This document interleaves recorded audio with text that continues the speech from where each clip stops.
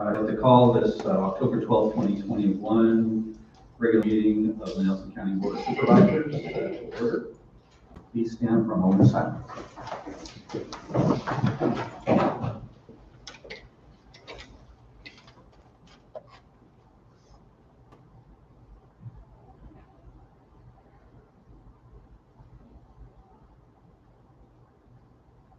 Mr. Rutherford, would you use the I pledge allegiance to the flag of the United States of America and to the republic for which it stands, one nation, under God, indivisible, with liberty and justice for all.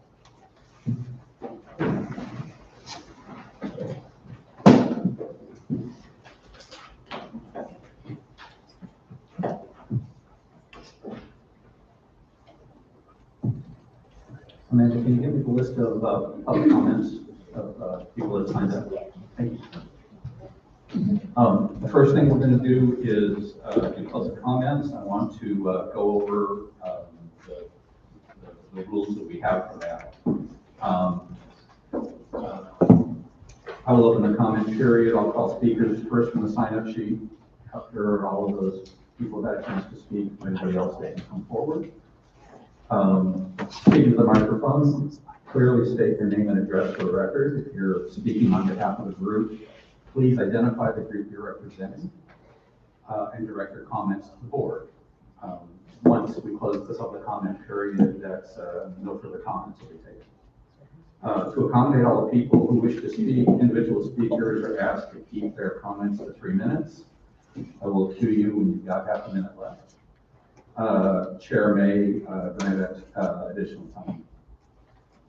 Members of a group can elect one person to speak on their behalf, and they can speak up to 5 minutes.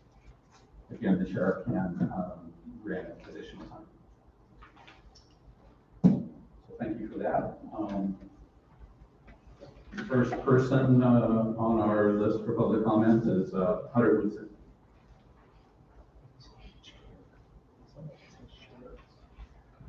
Hello. A couple of weeks ago, I Please give your name and address. it's Hunter Woodson, 1931 Variety Mills Road, Arrington, Virginia, 22922. A couple of weeks ago, I noticed that the Christmas tree out here at Union Bank was dead. So I started to contact them and was talking about it, and they informed me they were going to cut it down. And I was wondering, well, what world we're going to do? So I went out and searched for a commercial grade outdoor Christmas tree that could be put up and taken down and will last many, many years and be beautiful and something that everybody can afford to. So then I found out what the price was and then started fundraising, contacting local businesses and things like that, and seeking out sponsorship and all. And they loved the idea, but with COVID being what it was last year, they didn't have the funds and things that we needed. On your sheet that I passed up before, you can see the tree that we have that's now cut down, that won't have anymore, and the tree that we would like to buy. It's a 20-foot pre-lit tree, very beautiful, everybody knows it. Will last years and years and years. The company said that it should last about 10 to 12 years for a 90-day season of use, but we would only use it for 45 days out of the year, so we could probably double that. It's made of solid steel, and the facade on the outside can be replaced. It's very nice. We were hoping that maybe the board would have something to help us purchase it. Yes, thank you. Just for a quick moment, we're going to be talking about you in the back in the public comments, so just stick around.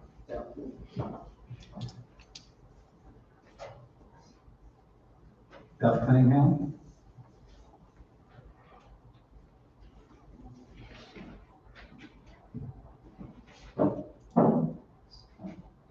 Daryl Lang.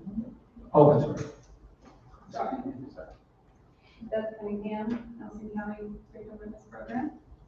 Good afternoon. I want to thank the board of supervisors once again for recognizing October as National Domestic Violence Awareness Month.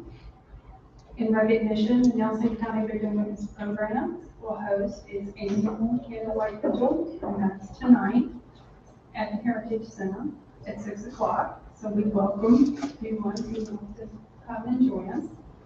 It's a time for us as a community to come together and mourn for the lives lost. and celebrate survivors of domestic violence. Since the pandemic, we have seen cases of domestic violence dramatically increase across the country. Nelson County's numbers have increased as well.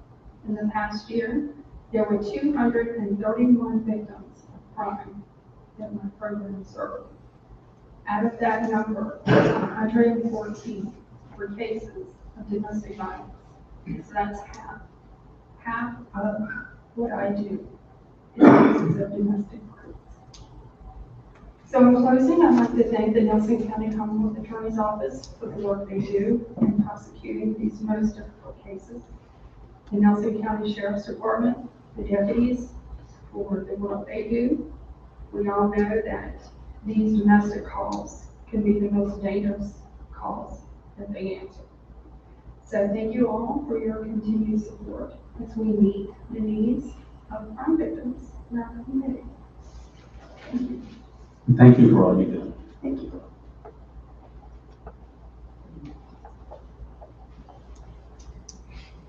Daryl Lang.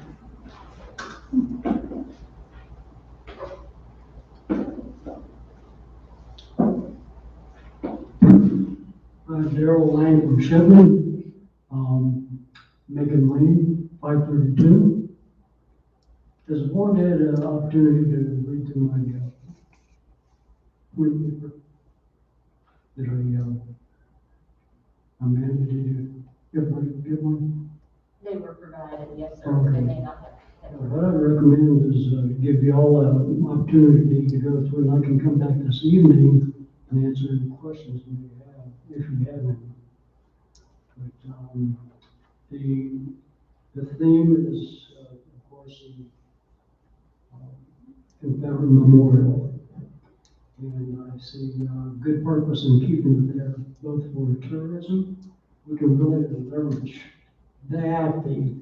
There's a whipping post out here, as you may know. Anybody wants to argue that point with me, I'll take it down to the circuit court archives. You've got the little house on the front of the courthouse lawn. At the entrance to the courthouse, you probably know this, bridging to the choir on 8 March of 1865. General George Custer came up here and kind of laid waste to the circuit court records. Actually, it's Colonel Pennington, is one of his brigade commanders who came up there. That type of thing you can really leverage for people who are interested in history. We're running out of time yet? No, sir, you have a minute now. Regarding the history of Livingston, if you come in the northern entrance or the southern entrance, you see signs at both of those entrances. It says Livingston Historic District, where you've got come in the north entrance, you can see a car wash. Come in the south entrance, you see a fuel farm and a gas station and a bank.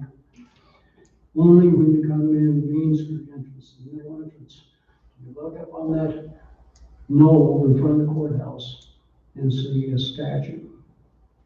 That's a magnet for tourism, including, of course, as I said, the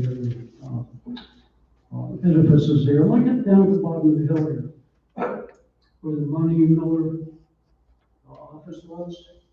That, of course, used to be, as you know, a pharmacy. Before that, it was an inn, and before that, during the Civil War period, it was Livingston Hospital, and one of the patients there was a guy named by the name of Robert Barton. I don't know if his nickname was Skip or not, but anyway, I read his letters. He was there, and he also went over to Pharsalia, which I don't know if that was a hospital or if they were just good friends. He was a upper class major in the Confederate Army. You have 30 seconds. Pardon? You have 30 seconds. That's all I have. Would you like me to come back this evening and give you a chance to read this? Are you gonna have an evening session? Yes, sir. You're welcome to come back to evening session if you want. I can't guarantee you that It's you will fine, all. because, you know. Okay, thank you.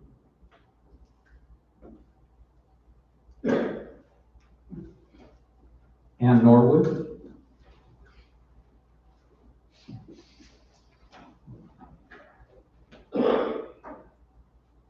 Hi, I'm Ann Norwood, 3509 Stage Ridge Road in Livingston. I'm sure that by now you've all heard about the Rockfish Ranch Resort project on Stage Ridge Road, 25 short-term motel units, a 17,000 square foot wedding venue, which by the way is 3 times bigger than any venue that is offered at Wintergreen. Spa, trails, office, etc. You may not be aware that Rockfish Ranch has pulled its special use permits for the resort and plans to attain its goals through by right maneuvering. And you understand the plan has not changed, just the way that the corporation is going about getting it built. The planning office has determined that the 25 commercial motel units qualify as vacation homes, which is an appalling misinterpretation of the zoning ordinances. The corporation plans to install a vineyard, and from there follow an underhanded path from vineyard to winery to accessory building that will be used as an event venue. The plan is another appalling subversion of the county ordinances. Their path is one that has already been taken by several wineries in the area who have built large wedding venues without going through the special use permitting process. The most egregious and concerning issue with their approach is that it removes any examination and input by the Planning Commission, by you, the Board of Supervisors, and by the citizens of Nelson County who these projects most adversely affect. There are currently 31 wedding venues listed in Nelson County, population 15,000. This is 30 times more than the number of wedding venues per person in Las Vegas. Isn't it time we took a hard look at what's happening in this county? Commercial corporations are buying land and taking advantage of poorly worded definitions and guidelines to create inappropriate development. And why do corporate developers and their lawyers have more say than the citizens regarding interpretation of developmental bylaws? It is imperative that you make significant changes to the county ordinances and clarify the definitions, intentions, and limits of by right privileges. If an out-of-town commercial corporation can develop an expansive resort with event venues and lodging without ever having to go through the special use permit process, then there has been a failure of the county zoning ordinance, a failure of common sense, and a failure of county leadership. Thank you. Thank you.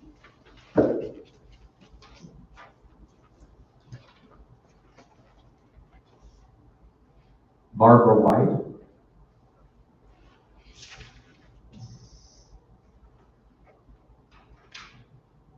Good afternoon.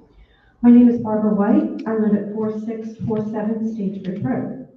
Thank you for the opportunity to speak this afternoon. The planned Rockfish Ranch project has me deeply concerned. You will hear from others on various aspects of this project. My focus will be on the potential impact to our beautiful natural resource, the Rockfish River. By way of background, my husband and I searched for nearly a decade to find our ideal place to live and found it here in Nelson County about 7 years ago.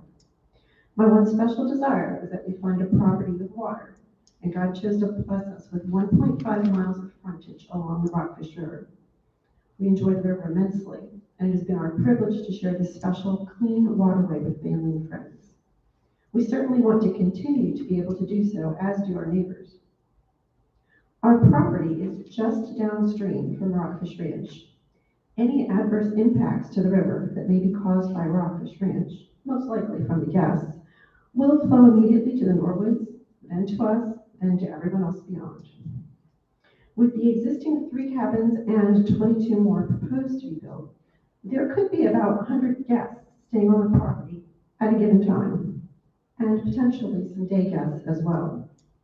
On a warm summer day, it is not hard to imagine the majority of these people heading to the river, and this will reoccur all summer long. Concerns for the river related to guest usage and the Rockfish Ranch project in general include the following. debris that may accidentally or carelessly be allowed to enter the river. Erosion of the front of the river due to increased numbers of people entering and exiting the river. Probable trespassing, as some guests seek to extend their use of the river beyond the boundary of the Rockfish Ranch property, putting in and/or taking out on neighboring properties, as well as parking on private property. The possibility of septic seepage into the river, potential runoff from products that may be used on the property. Mr. Travis Wilburn of Rockfish Ranch took the time to meet with us and several of our neighbors on Sunday evening. We appreciate his time, his self-reported work to clean up the portion of the river along his property, and his stated commitment to protecting the environment. However, regardless of his personal efforts, he cannot control the actions of his guests. He may fine those who violate appropriate river use protocols, but any damage done will inevitably flow downstream, having little or no lasting impact on the river water arriving at Rockfish Ranch. While many guests will be respectful, some will not. They will go home, leaving us, the permanent residents, to deal with their mistakes. It's also worth noting that a 9.75-mile long portion of the Rockfish River further downstream is designated as a Virginia Scenic River. Any adverse impacts that reach that area would certainly be most unwelcome. You have 30 seconds. Please protect the Rockfish River, and thank you for your attention. Thank you.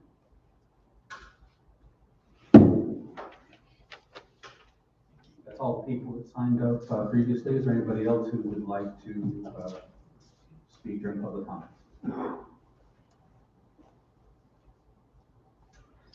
I will close the public comment session. Mr. Chairman, if we could address Mr. Woodson real quick in regards to a Christmas tree for Livingston.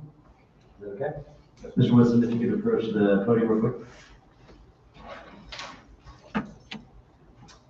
Excellent. So at this time, obviously, you know, the loss of the Christmas tree is a big deal for Livingston. You know, it's a landmark in terms of the Christmas parade.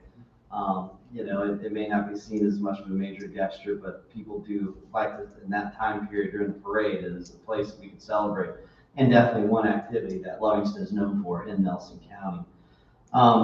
Is my understanding, Mr. Woodson, you created an LLC at this time? I have the Blue Ridge Christmas Cottage. Absolutely, and you've received permission from the bank to place that out there? Yes, but we have to insure. I didn't see sense of insuring if we weren't going to get it yet, but we have a plan. Gotcha. You got a plan for some insurance on that. Good. Great. Beyond that, you currently, the total amount for the invoice for this tree is? We have an additional $1,500 for it, we place 10% down, but the remaining balance that we need is $10,776.43. 10,000. So all right. So $10,700. Yep, $10,776.43. All right. I think it would be appropriate that the board participate, and I hope we could do a healthy amount, if not all of it, trying to get this Christmas tree, because time's of the essence, Christmas season is coming. And at this time, we are planning on having a Christmas parade. Yes. And that's exciting. And we hope to maintain that and give our folks a sense of normalcy. And hopefully it'll be a little bit more normal this year, a Christmas parade. That's right. Yeah. And the cottage would do a tree lighting ceremony and everything for everyone to enjoy it. Excellent. Excellent. At this time, you know, it is my hope that we could potentially offset those costs to hopefully at least potentially the 10,776. I am interested in the board's thoughts on moving forward. If this is something that would be of interest. Is this something we planned or? It's not planned, it's a temporary. It's artificial. It's an artificial, so you won't, so in the event that, let's say that space didn't work, you can then move it down to Very Wells or down there to Blossoms. It will always be Correct. mobile thing. And it won't die. Yeah. How do we plan on storing it? Ms. Goodwin, Heather, Okay. is going to be talking with the cold storage out in Arrington. Okay. And seeing if we can't get one of their shipping containers to store this. Great, great. Did you look into the process of having a live tree? I did. I reached out to Saunders Brothers and didn't hear back from them or anything. But there's a whole lot of upkeep with the tree, you know, lights and things can hit it and somebody has to water it. constantly and things like that. So you have no idea what the cost of a live tree might be? Correct. You have no idea how big a tree and so much. No, sir, they can get back.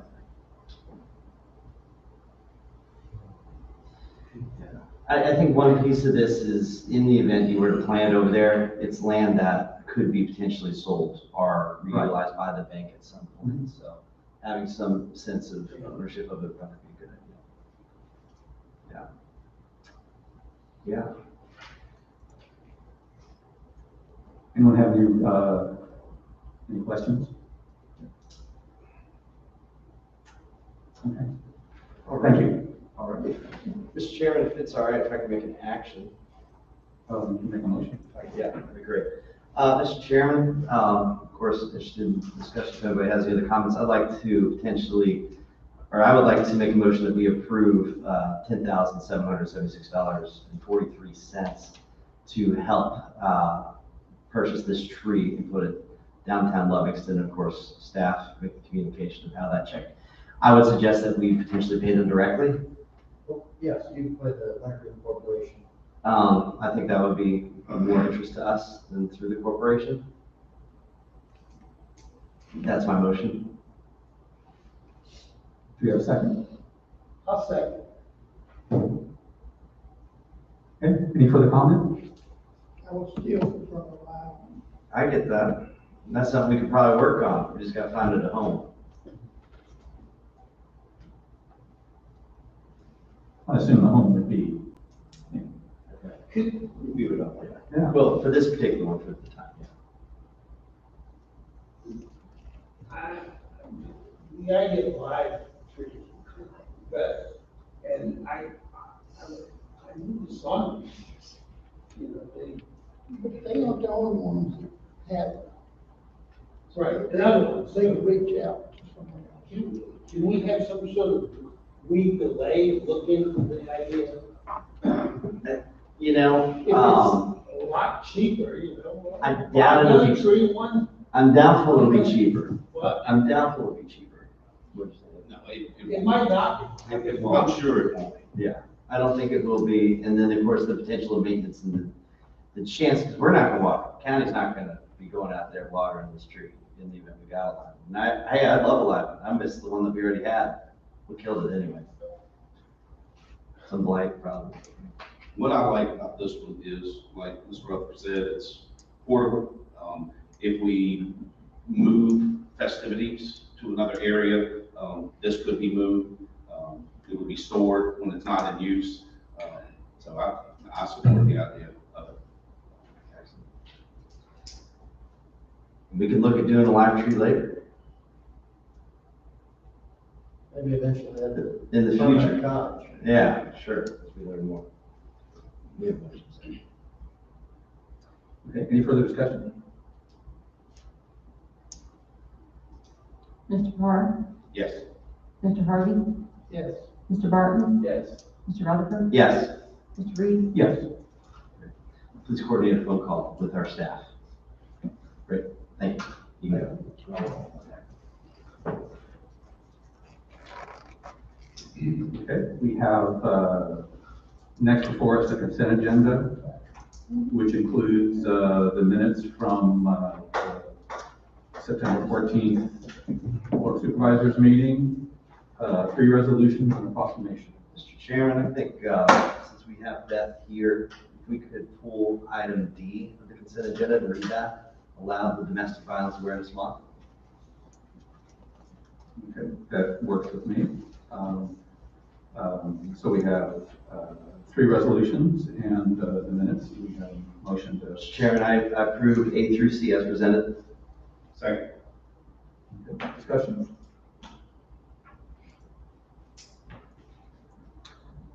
Ms. Spivey? Mr. Parr, Yes. Mr. Rutherford, Yes. Mr. Harvey, Yes. Mr. Barton, Mr. Reed. Yes. Great. Mr. Rutherford? Mr. Chairman, I move that we pass proclamation P 2021-01, Nelson County Board of Supervisors, October, is the Domestic Violence Awareness Month. As it is read, whereas the problem of domestic violence are not confined to any group or groups of people, but across all economic, racial, and societal barriers, and are supported by societal indifference. And whereas the crime of domestic violence violates an individual's privacy, dignity, security, and humanity due to systemic use of physical, emotional, sexual, psychological, and economic control and/or abuse, with the impact of this crime being wide-ranging. And whereas no one person, organization, agency, or community can eliminate domestic violence on their own, we must work together to educate our entire population about what can be done to prevent such violence, support victims and/or survivors and families, and increase support for agencies providing services to those community members. And whereas the Shelter for Help and Emergency has led the way in the County of Nelson in addressing domestic violence by providing 24-hour hotline services to victims, survivors, and their families, offering support and information, and empowering survivors to chart their own course for healing. And whereas the Shelter for Help and Emergency, recognized as an essential service provider during the COVID-19 global pandemic, continue to provide services and be a safe haven for victims of domestic violence in the County of Nelson. And whereas the Shelter for Help and Emergency commemorates its 42nd year of providing unparalleled services to women, children, and men who have been victimized by domestic violence. Now, therefore, be it resolved, in recognition of the important work being done by the Shelter for Help and Emergency, the Nelson County Board of Supervisors do hereby proclaim the month of October 2021 as Domestic Violence Awareness Month, and urge all citizens to actively participate in the elimination of personal and institutional violence against women, children, and men. Mr. Chairman, that is a motion to approve. Second. Any discussion? Yeah. Of course, but we need to recognize as a board that within this crisis that we've gone through as a community and nation, that those problems have been exacerbated. And we need to think about ways in which we fulfill what the proclamation says and help those who help others through this crisis.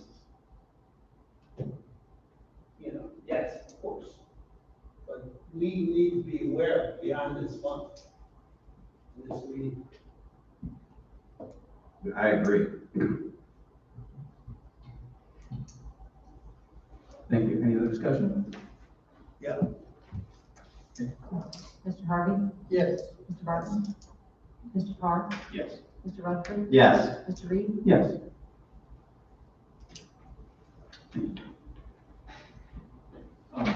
Mr. Chairman, before we move on to the next agenda item, should we welcome our newest team member? Yeah, that's right. Up here. Amanda. Welcome. Amanda, thank you for filling in the chair. And Thank you for having me. glad to be seeing you. It's your first game day. Did I get your shares figured out? You old man try to work with. You got it. Okay, Yes. thank you. Okay, presentations, first up, David from Virginia Department of Transportation. Thank you, Chairman Reed. I don't have a whole lot to report today. Would like to report that we've completed the rural rustic projects over on Cedar Creek and High Peak. They've been completed.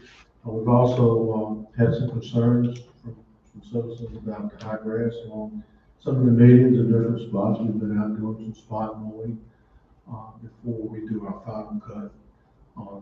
Before we do our final mowing in 4 lanes, which will occur after November 1st. That's kind of when our pollinator restrictions expire and we can cut the entire right of way. So they are doing some spot mowing on that. Mr. Martin, on 655, our traffic study has been completed. And we are going to be, looks like, putting up some additional warning signs And we also reviewed the guardrail around the Tide River Bridge. We had some concerns about that. And as soon as I get the final draft or the final document, we'll put those into place. So It comes down to that one term. Yeah. which is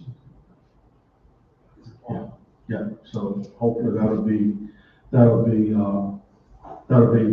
when I get that, if I get that signed and sealed study, we can get it on the ground. And, Chairman Reed, you asked me about some speak outs on the weekends over on 151. I've gotten a commitment from my traffic engineers to, do those studies on the next 3 weekends. We are looking at Route 6, River Road was one location. We're looking at Route 6 Afton Mountain Road. We're looking at Route 6, and 151, and then 151 and 638 up at Avon, as well as 151 and 634, and also 151 and 664. That is good news. Then we'll be taking those counts over the next, I think that we're gonna do it the next 3 weekends, so that should capture the increased traffic during the fall, autumn leaf changing season. So hopefully that'll yield some good, usable information for moving forward with our transportation plan. How long do you think it'll take to process that information? They're gonna be done, it's gonna be done locally, so I don't see it taking very long. It's not like, when we do our big counts, our overall county-wide counts, I mean, they have to be processed, they have to be generated, and we have a consultant firm that does it for us. So I don't see this taking up being long drawn out. So with that, I'll take any questions. Mr. Park? Have nothing this time.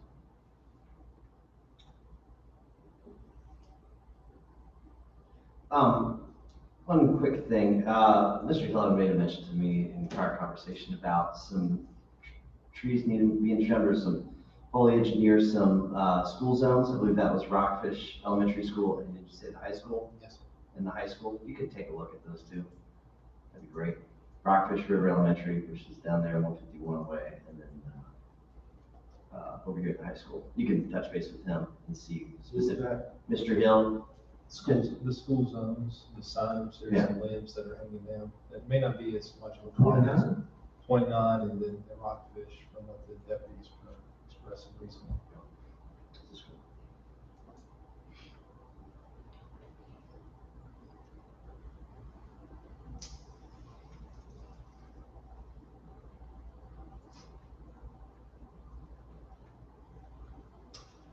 There may be some on the backside where they're able to see the auxiliary lights, make sure they're working properly. From the back, the little white light. I don't know. Don't monitor that. But at the high school, High school and the elementary school, Rockfish in northern county. Mr. Chairman, that's all I have for the moment. Mr. Harden. Thank you for that thing, but Mrs. Boyer, if you know, I called again this weekend, that another truck had come up with a underpass under the railroad by the Tiger Bridge, and was unable to turn around. It got out of the lawn again, but they were able to turn around. The previous time, police had to sheriff's department had to show up, and they had to get 2 records. Now, I've looked at that sign, you have a sign, but I can't imagine a trucker coming through the back road from Gladstone sees that sign, which is large to 11 foot, whatever. Some way, if there was some way to alert a truck driver to see the sign, something, because this happens every once a month at least, where,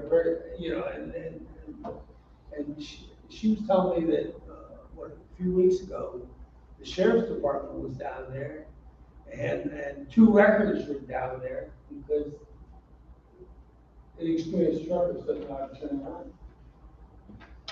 Those truckers should know the routes. They can go and they can't go. Oh, I know. But they have a sign, but the sign is, they can turn left to go into Amherst and cross the bridge, but they don't see it for some reason. There is a sign. They don't do it twice, do they? There's a sign on, you're talking about trucks coming off 29. No, trucks come off 60. All right, well, they go by a sign as soon as they turn off 60. Yeah, but they miss it, you know, I mean, consistently they miss it, you know. There's a sign at the intersection of 60, Cow River Road. But I mean, I think I asked them to look at this again, and they really didn't, our traffic engineer really didn't make any recommendations. But, you know, you're telling me it's still happening, so I'll take you at your word. No doubt that. No doubt that one bit. We'll send it up the line again.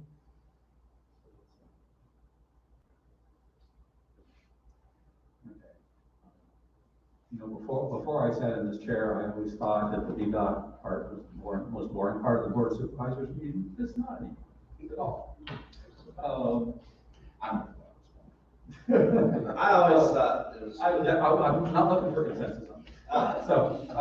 So on A-Dial Road, I have 2 things that have come up recently that have been just building, and with the increased traffic, there's 2 things. One, where Lakeside comes into A-Dial Road, which is kind of midway between the 2 25-mile-an-hour curves, is a school bus pickup. And that school bus pickup is, I understand there's 10 students that use that daily to get on and off the buses. And what happens, I believe, is that as soon as people go through the 25-mile-an-hour curve, they accelerate, and of course they're accelerating right across the front of Lakeside, where there has been some major concerns by the parents who have their kids there that are getting on and off. I don't know if keeping a 25-mile-an-hour speed limit through there is a solution. I don't know if having a bus stop sign is a solution, but that's not within the existing 25-mile-per-hour speed limit. The only real 25-mile-per-hour speed limit is that brief residential area just before you come out on 151. Right, coming out of Nellis Ford, Yeah. it's a short 20, so 25 there, right, it's beyond that. Yeah. Okay. Yeah. So, I'd really like you to take a look at that, because I think it's a problem now, and you don't want. As far as the bus stop, is there a site distance issue there? Yes. I would say yes, but I think you'd have to decide that, by whatever your regs are on such things. But please take. Somebody's joining. They come up from Lakeside. There's families that live in that little development, and they're coming up, that they have to get on. The bus can't go down into Lakeside. They have to pick up on ADOT. So that's one thing that I would really like you to look at. The other thing is that where A-Dial comes into 151 at Valley Green and Giuseppe's there. The sight line, if you're on A-Dial Road and you want to turn south on 151, Giuseppe's has landscaping in front, which blocks the sight lines being able to look south at that point. I don't know if we have any control over that, but the speed limit going through Millisville, I believe, is 45. Yeah, and that might not be sufficient to. I almost got lunched on that over the weekend, and I've had one other person in the past bring it up to me. So, a solution might be something about landscaping. It might be reducing the speed, but as you know, the speed on 151 is a problem, from tip to toe. So that's a I bet you the landscape was on the highway in front of it. Could be, Governor. I don't know, I wouldn't count on that, we can look at it. One thing I noticed, and I've got another issue in another county, I don't think there's a stop ball right there at that intersection, is on 8 hours. There's not a stop ball right there. You know, like if you're coming out of 8 hour, get on 151. A lot of times if there's no stop ball there, people don't really know how far to pull out toward the main line. I don't believe there is. If there's not a stop bar there, what I see a lot is motorists do not get close enough to the edge of the travel lane because they're afraid they're gonna be sticking out into the travel lane of the intersecting highway. So you maybe need to watch it, need to look at traffic and see how far people are pulling up to the intersection. Because if you stay back too far, you're not gonna see, because there's always, you know, most times it's always something blocking your line of sight. But if, you know, if there's a stop bar there, it gives them something to gauge of how far to pull out. So, you know, it could be something to something. Yeah. It may not even be that, Jim. It may be something, just what you all are saying, something on the right of way blocking sight distance. But a lot of times, what you see is motorists do not pull close enough into the intersection to get the best line of sight. That could be the case. If you check out for me, I Yes, just sir. appreciate that. I got one other thing, and this is, Serenity Ridge, which is located on, at the end of Drumheller, off of River Road. They're a retreat center, and they host people all over the world who come in to spend time there. And, they have a couple of pretty large potholes that, appear to be VDOT, under your purview, that are up there. And so when you come to the entrance, the first thing you see at the entrance are the two big potholes. It would be great to. This is on River Road. It's at the end of Drumheller, which is up on the ridge top right where, at the entrance to Serenity Ridge Retreat Center. So if you just check that out as well. They're trying to gear up for a big season, and they want to be both, you know, safe and good looking. So, and then finally, the improvements that you did at Huffman and the Hollow, where Davis Creek passes through there, and there was problems with the culvert and the drainage and stuff like that. The folks that contacted me about that said that the crews have been out there religiously clearing things, and with all the rains we've had, the big rains, it's been really wonderful to see them out there, and they wanted me to express their gratitude to you for the work that you have done on that. So make sure that I save the best for last. Okay, so thanks for that. Okay, Mr. Brown, thank you.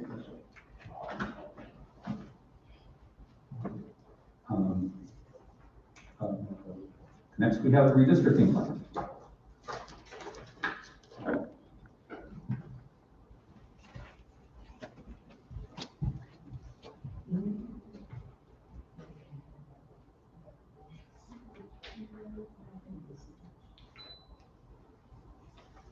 And he needs help.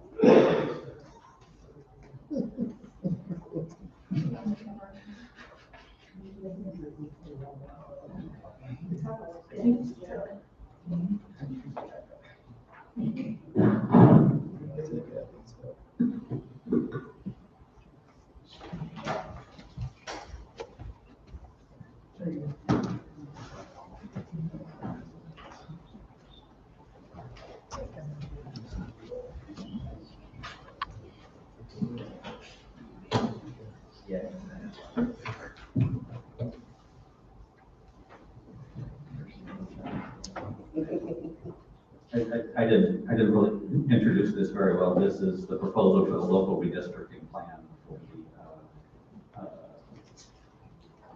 for the districts in the county.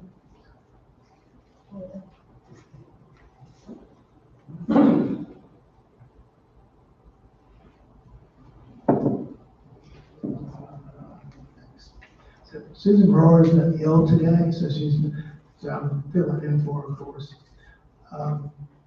The Information Systems Department staff, Susan, Andrew Craig, and Rachel Arthur, and Rachel both here, have updated the county's census data to include the prisoner populations. Susan reported on last month, and her report in the board's package notes the population rates that each district must be, which is between 2842 and 3103. So that report shows, the necessary adjustments. And Central District is the only one out of that range. So what Susan previously had presented to the board is, that's what you can see, is moving the Central District over, I think, into this area of the east, just across the road there, at 29,151 to make an adjustment. But this map is option 2, which does a few more realignments. See, this area that's not currently in the North District would be revised to incorporate that area into the North District. I think we're still thinking about moving people across the road here, and it's harder to discern, but here, I think there's 3 other locations that move population from the south into the east. So, and then here is where scenario 2 balances the population more so than the first option that was presented. We can give the board this map. Ms. Britt just told me that the States Commission missed their meeting deadline. So we're not sure yet when the board has to finish the local redistricting plan, but this is sort of where the staff is at this point. So, We assume by end of November or sometime in December that the board will have to finish the local plan. It won't be applicable, of course, for the forthcoming local elections and state elections. so it is my suggestion, my thought, I've spoken with a couple of you about it. I don't think we really need to even out anybody. It's just we're gonna all have people a little bit perturbed about it. I say we just fix the district that needs to be fixed, which is Ernie. Sorry. Central District. That's up to board, of course. Ernie's district.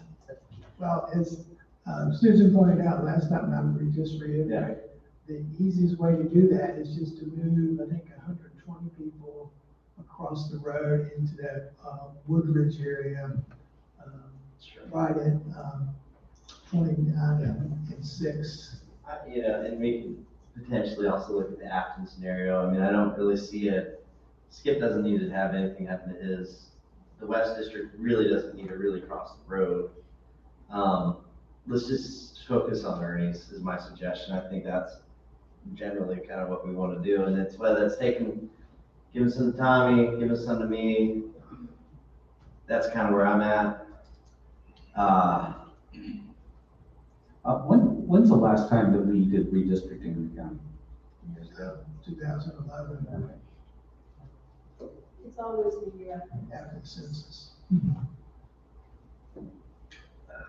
And I'll add, not that you're into this necessarily this discussion today, but Susan's report, she's noting that the state's redistricting, right now the county, as you know, has 2 election districts for state purposes.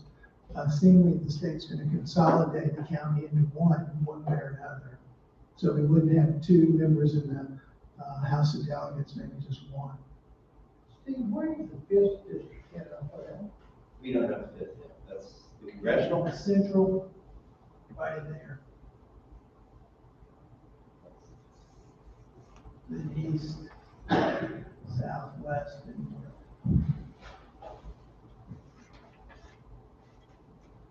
Well, you said 5th, you're talking about congressional. Well, no, I don't think county, Okay. I don't see it. Yeah, that pink area is the central district, if that's what you're asking about the 5th. Well, that's what I need to report. No, no, north, central, east, southwest. Do you have a map without the additional red lines on the property? Presentations? Yeah. You said that green up at the end is actually two districts. The center section. This section, yeah, right here, you don't see the divided line very well, that may be it right there. Okay. Oh, yeah. The only thing that really concerns me is that we do the best job we can to get an even distribution across all counties. Right, well, this plan, as you can see right here at the table, more equally balances that 5% requirement that each district has to be within. What the IT information staff would propose, as I continue to reiterate, is seemingly the simplest thing is just to move 120 people from the west side of 29 over to the east side of 29 at Woodsdale. And then sort of, you're still within the 5% range in each district and not that many people affected. And potentially the people who would be affected would potentially, I didn't measure it out, have less traveling time to go to Fallbrook and vote. But of course, that's up to the board. We're just showing you some scenarios. Are you saying you want to change all the districts or just yours? I wasn't saying that. I was saying that I would like to see it as equal as possible. But you know, I'm not averse to the first alternative because the first alternative solves the problem. Is the percentage 5% variance? 5%. 5%. Yeah. I don't, you know, outside of the numbers and outside of where you draw the lines and where the little, you know, census blocks are, you know, I don't see anything about either proposal that's specifically, you know, contentious or deal breaker or anything like that. They're both real. They're both realistic and. We just need to pick some. What area up there that you added to the northwest had Your district. Yeah. It's right there at the bottom. Now, this is that little red section is, I think, the scenario that would be more in concert with keeping the populations more equal. So like that, but where is it at?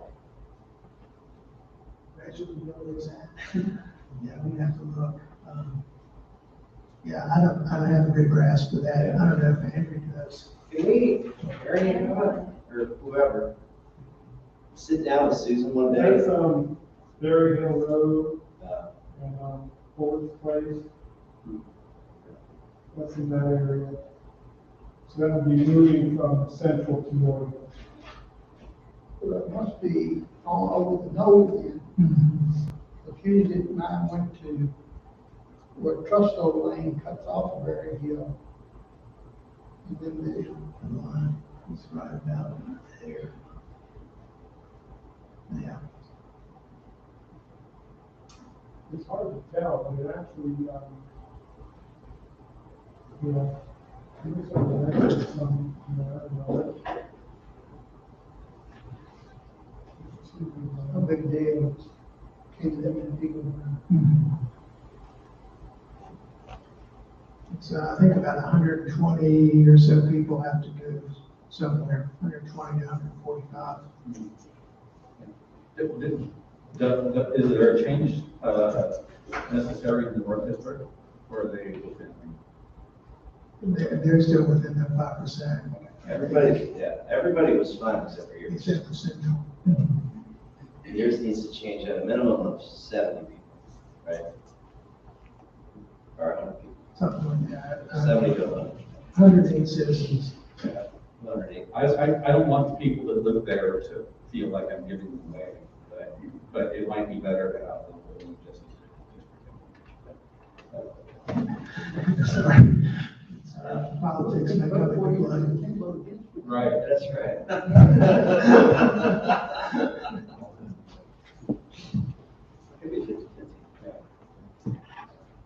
like to do whatever you want to do, nothing affects me. Yeah, I haven't heard, I brought this up with some citizens that are usually proactive about these things, and I haven't heard anything one way or another, so I think that it's a contentious issue one way or another. Barry told me he wanted to be on my district. You can't pick and choose. And we can still bring it back and make any Yeah, changes. in November. Whatever, to November, because. I'd say we need to sit down and knock it out. I would be happy Let's just be with you and together. Susan, let's do that and go over this, we'll probably. And then we'll draw something. Yeah, That's not Jack. it doesn't seem like we need to have, We don't need a work session. No, because this triggered, them missing the deadline triggered another 14 days. That they have to submit their plan to the legislature, but also the congressional maps are due on Monday, October the 25th. So all those things, have to happen, and then everything's in agreement. But as Steve said, it looks like that we are going to be all in one in-house district. And from what I'm looking at the Senate district, that's the same. The only thing that I want to mention in that is in looking at their maps, we're not in the 20th, we're not in the 59th anymore. They're completely redrawing the maps. So our district's numbers will change, which means we will have to mail out new voter ID cards to call records. So Nice. coming back to you. Yeah, I failed to mention that. Yeah, you'd have to speak to what they're considering, but we seem to be gerrymandered out of where we historically are. Some of the options they're looking at the state level. For us to be in one cohesive one would actually be good for us. I say, me and Ernie, go meet with Susan at some point, Yes, maybe Jackie, and Rachel. Rachel, and then we just Rachel's the map. have a long conversation. let's do that. Get the right. Okay, perfect. Okay, and then we'll We'll do it the day and then we'll before have lunch. some, and then we'll have something to vote on. Yeah. Right, Okay. we can move forward from there. Great. All right. Okay, that's the consensus of the board. Perfect. Okay. Okay. Thank you.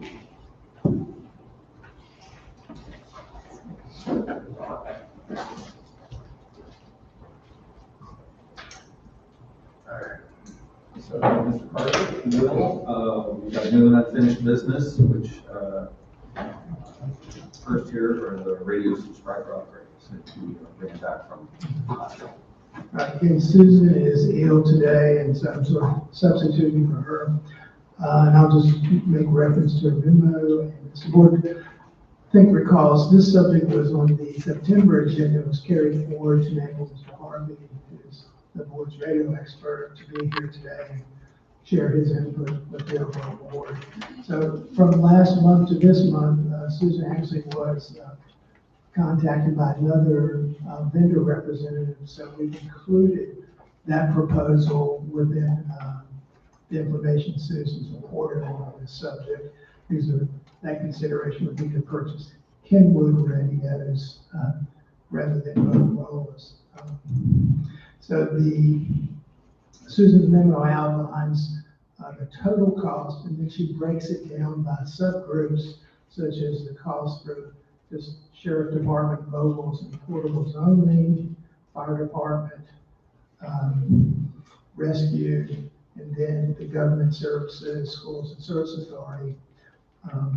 The grand total, including installation charges, just for sheriff, fire, and rescue, was 800, with Motorola's discount, was $844,249.02. And then, as I noted, there's an alternative from Kenwood, which may not be the exact name of the company, but those are the radios that also is set out by service, sheriff, fire, rescue, And the combination of those three, sheriff, fire, and rescue, I think was, with the discount that Kenwood would provide, was just below Motorola's expense, proposed expense. As you'll note, the staff's recommendation is not to consider the Motorola radios, the Kenwood radios. But we have a Motorola system. And if the board decides to go forward with any of this, maintaining the consistency of the over network seems to be a viable consideration. I'll note to the board, I don't have this tallied up, if you wanted to consider government services, schools, and service authority, we can add that up pretty quickly, but just to reiterate that depending on if the board wants to move forward with any of this, American Rescue Plan funding is an allowable use to make this purchase, in part or in whole, in total. David, what thought that you need to upgrade? Is all your stuff working good? Our radios work, but what has happened is over a period of time, we've added new positions. We just received 2 new positions from the state, and then we still have some vacancies, new vacancies for SRO positions. And whenever we get up to a level of filling all those vacancies, we have no radios. So we would have to buy new radios for those positions that we've been granted. But due to our vacancies now, we're at that spot where we fill those positions, we'll have to buy radios for the new people. What happened to the radios? Because we have new positions. Brand new positions? We have new, yes, sir. Yeah. But otherwise, there's no big to do with your radios not performing the way they need to perform. Or is there anything that's out there better than what you got?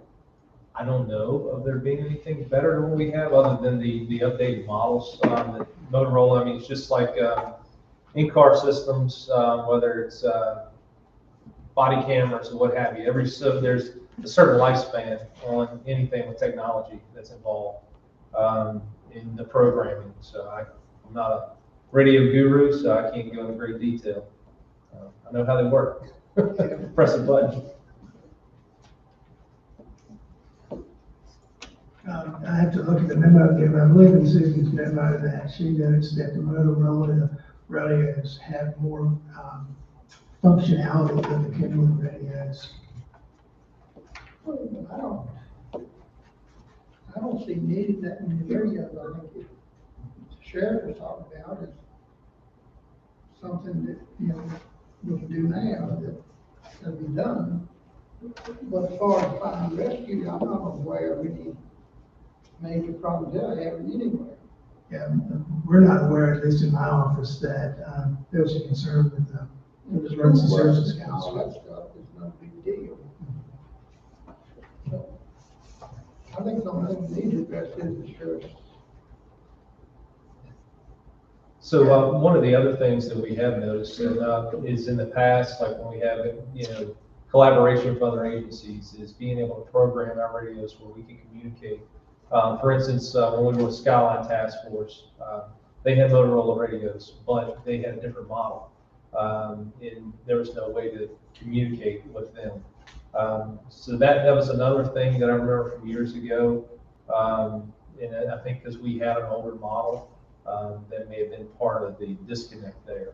No, that would only be whether they were high band, we were high band, they were low band or something. The frequency difference. But a lot of that stuff can be worked in.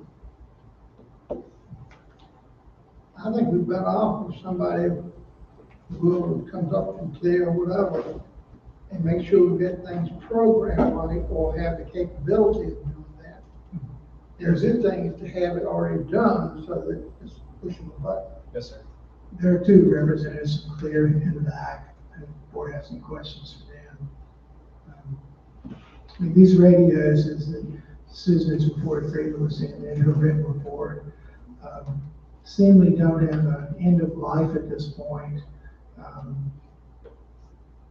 And she says there's no product in the pipeline to replace the radios the board's considering. They have 5 years of support once an end of life is announced. So the problem we ran into before is once the radios were purchased, the overall radio project, it was 2 to 3 years before those radios came into service. And then 5 years later, so they're out of service. They're no longer being manufactured. Well, you can run the difference in the project. The thing gets me is you start a project, it takes 2 or 3 years to get it done. And then by the time you get them in use, you have a lifespan. But I don't know where any problems we've got with fire and rescue, schools, which is very minor, they can do almost anything. I just don't see the need to spend that kind of money. So if the board's consideration was just for the sheriff's department, that cost is set out in the memos, $189,000, $10.40, plus the expense of programming, installation. That, in Susan's report, is combined with fire and rescue, so it should be less than the 46,000, just over 46,000. She's documented. I would say about Sounds like we 200,000. need to buy some additional radios, not replace the radios. Yeah, that can be done too. Yeah, I think we just need to sit and get together and figure out where they need to be. And One of the things that Susan pointed out that Sheriff Hill can probably speak to better than myself is that the installation of radios, I think the new radios would be, or whatever would be installed, the mobiles would be installed in the back, because the platform in the front, I guess, takes up too much space. right, There were some, with the last vehicles that that you all purchased, we didn't notice at the time, but that was one of the issues with the center console areas. They wouldn't fit in there properly. So I think two of those upgraded to the new style radios. It's like a two-piece radio. but I thought all those big radios had the unit in the trunk. Yeah, in the And trunk. you just have a head up. Yes. Yeah, that's what I'm trying to say. That's what we would do going forward. So, you don't have to do anything. You can address the sheriff only. You can do everything. These are under state contracts, so just to add in consideration is Motorola's discount, which will expire on the 29th of October, which is a substantial discount. I'm really glad to meet with Susan and David. I would just guess the board's authorization to move forward with whatever you and he decide, just a consensus, so that we know. That was for me. I wanted one clarification on the numbers. You've got the Motorola final total on page 2, but then you have the costs for the 3 other groups. So Yeah, if we were to do everything, it would be over $1 million.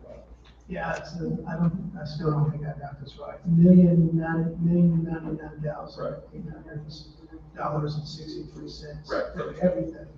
Because Everything. the Motorola final total in bold looks like that's it. That's everything, but it's not. Right, it's not everything. You added in the 3 below there, government services, schools and service authority.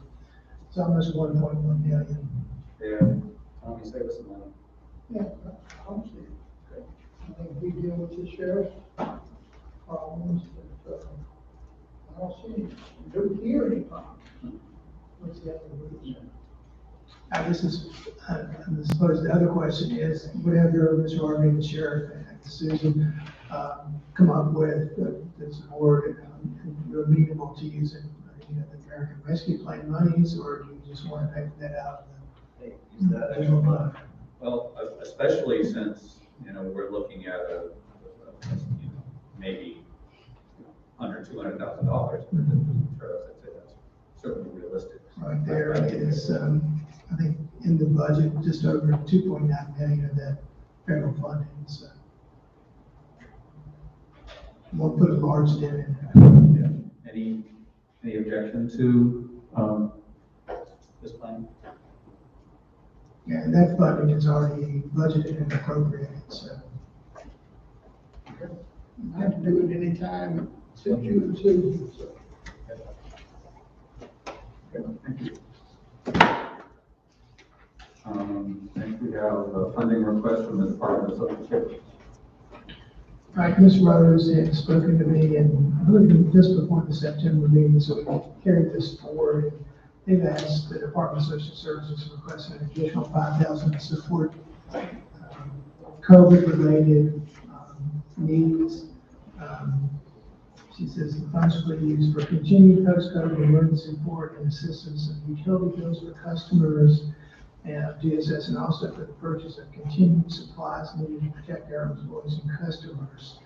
And we look at this as potential use of the ARP monies, but in internal discussions, we just thought if the board's agreeable to it, just take the 5,000 out of the contingency. The board's amenable to the request and just maintain the balance of the federal funding for now. Contingency is sufficient to support the request if the board's okay with it. I would suggest we use the rescue fund money for this, because it certainly qualifies, and that's the intent of it. Yeah, either or. Issues with that? That's fine. I think probably good to have a motion in second. Mr. Chairman, I move that we approve the request from the Department of Social Services here locally for, you said it was utility? COVID-related expenses. COVID-related expense, $5,000. You have a second? Second. Any more discussion? Mr. Parr? Yes. Mr. Rutherford? Yes. Mr. Harvey? Mr. Barton? Yes. Mr. Reed? Yes.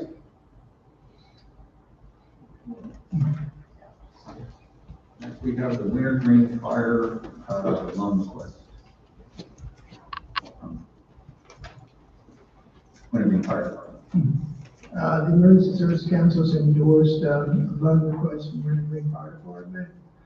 The amount of $250,000 to purchase a new fire engine. We weren't given the specifications on the engine. I think the cost of the vehicle is close to $700,000, maybe $750,000. Winter Green WFD has not requested any additional support from the county. As I said, the council has endorsed the application, and the balance in the loan fund is just below $761,000, so sufficient to cover the loan request if approved. Okay. Any questions, Mr. Carter? You have a motion? Mr. Chairman, I move that we approve the Winter Green Fire Department's request for $250,000 on the loan fund, what's the name? The Nelson County Emergency Services Loan Fund. Second. Okay. Any further discussion? Mr. Harvey? Yes. Mr. Barton? Yes. Mr. Parr? Yes. Mr. Rutherford? Yes. Mr. Reed? Yes. Okay. And Ms. McGarry is going to present the next subject.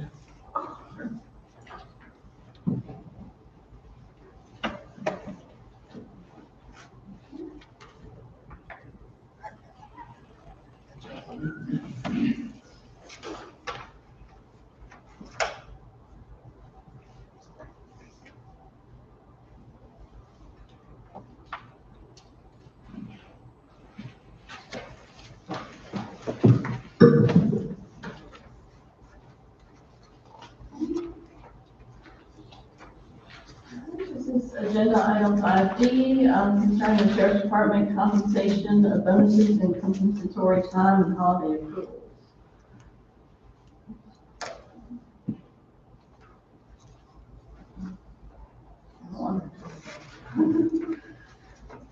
Okay, the state compensation boards authorize the use of their state ARPA funding for reimbursement of a one-time $3,000 bonus, plus the associated FICA costs of $230 for all occupied sworn comp board positions at the time the bonus is paid. That would be at a cost of $3,230 each. The bonus must be paid no later than November 30th, 2021. There are 15 sworn comp board positions anticipated to receive the bonus as of October 2021 at an expense and reimbursement of $48,450.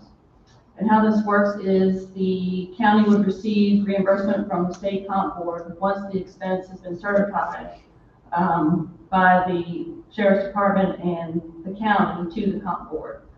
And any sworn comp board positions that are occupied for less than 231 hours at the time the bonus is paid would be reimbursed once that threshold is met. And that should be, let's say the bonus was paid in October, that would be in November for sure. Okay. In concert with that, staff is proposing a bonus for the locally funded sworn deputy positions. The county locally funds 10 full-time and 2 part-time sworn deputy positions currently. As of October 2021, there are 7 full-time and 2 part-time of these locally funded positions. The local cost estimate includes 1 full-time deputy that is currently occupying a non-sworn position within the comp board and is not eligible for the comp board reimbursement. So we are proposing an equal one-time bonus of $3,000 for locally funded full-time deputies and $1,500 for part-time deputies. The total local cost of the proposed bonus is $29,070, and you can see the breakdown there of $25,840 for full-time and $3,230 for part-time. So at the October 2021 staffing levels, the estimated total cost of the bonuses is $77,520. This includes the bonus plus any associated FICA costs. Our anticipated comp board reimbursement would be $48,450, bringing the anticipated local cost to $29,070. We are proposing to use $34,624 in estimated vacancy savings from the months of August and September within the established Sheriff's Department budget to cover these local costs of the bonus. This leaves a balance of $5,554 of those monies. The second part of this proposal has to do with paying out comp time and holiday accrual for Sheriff's Department staff. And this would be as of October 1st, 2021. And this would provide the department with a clean slate going forward following implementation of paid overtime and holiday hours as of July 1, 2021. The total comp time and holiday hours are estimated at 1,527.6, with an estimated cost of $31,990, including the FICA tax. We are proposing to use the current overtime balance of $21,282, September vacancy savings balance of $5,554, and other benefit savings in addition to the FICA tax of $5,154 within the current Sheriff's Department budget to cover this cost. So this shows the breakdown of the local funding sources. We have the available overtime balance and vacancy savings from July to September of $55,906, and available benefit savings in addition to the FICA tax of $5,154 for a total of $61,060. And you can see this covers the estimated bonus of $29,070, and then the comp time and holiday accrual payout of $31,990. Staff also proposes to use expected additional vacancy savings within the department beyond these uses for future overtime and holiday pay costs as needed for the remainder of the fiscal year. At current staff levels, the estimated vacancy savings of salary and FICA tax as of October 31st is anticipated to be $24,609.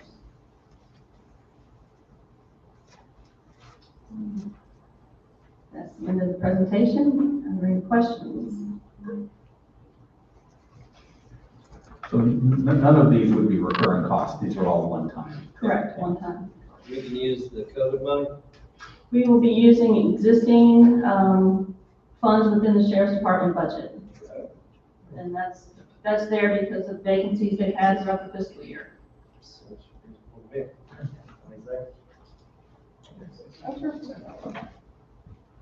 One of our premises or mine is that this would be potentially a recurring cost. Our premise right now, as Ken reported, is cover holiday and overtime costs as we move forward. If the board approves what we presented today with continued vacancy savings. The sheriff's department right now has 6 vacant positions. So as long as that unfortunate trend holds up, we'd have additional vacancy savings to carry us forward month to month. If we get to the point where there's no available vacancy savings or other funds to cover holiday and overtime, then we would report that to the board to see if you want to pay, budget additional funds to go forward through the end of the fiscal year. Then in the spring, when we present the budget, we will likely include additional funding to pay for holiday and overtime in fiscal year 23. Because what happens with the sheriff's department is, and it's not unique to our department, is when someone's off, the department's not significant in staffing. If they have any vacancies, they're given comp time out to the person who's covering for the person who's off. So what happens is we're just continuing to accrue compensatory time. That's sort of a vicious cycle for the sheriff. This way, we're not accruing that obligation for the sheriff going forward. And it's, people are getting paid for the work they're doing. But at this point, we think we can cover these costs going forward with vacancy savings. And as I said, if that avenue is exhausted, then we would report back to the board that either additional funding is necessary, or the board could decide the sheriff needs to revert to compensatory time or overtime and holiday pay.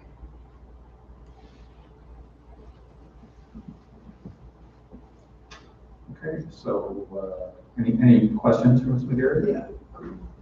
We have vacancies now.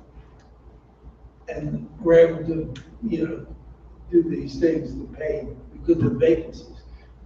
Is that influencing you on not recruiting as many people? It's sadly, in the time that we're in, I just heard local agency, Lynchburg, for instance, they're down 28 positions. This is statewide. We went to a conference on this. What can we pay initially to a police officer or sheriff's? For courthouse security staff, the entry level is about 35, 1, somewhere in that range. A recruit going to the academy is 37,000. So, for instance, if you're a college graduate, a lot of times we recruit college graduates, criminal justice degree. When they come to us, 37 even. When they go to the academy, once they graduate, they start their pay bumps up to 39,114 at that point in time. What do they pay the people like a similar position in Charlottesville?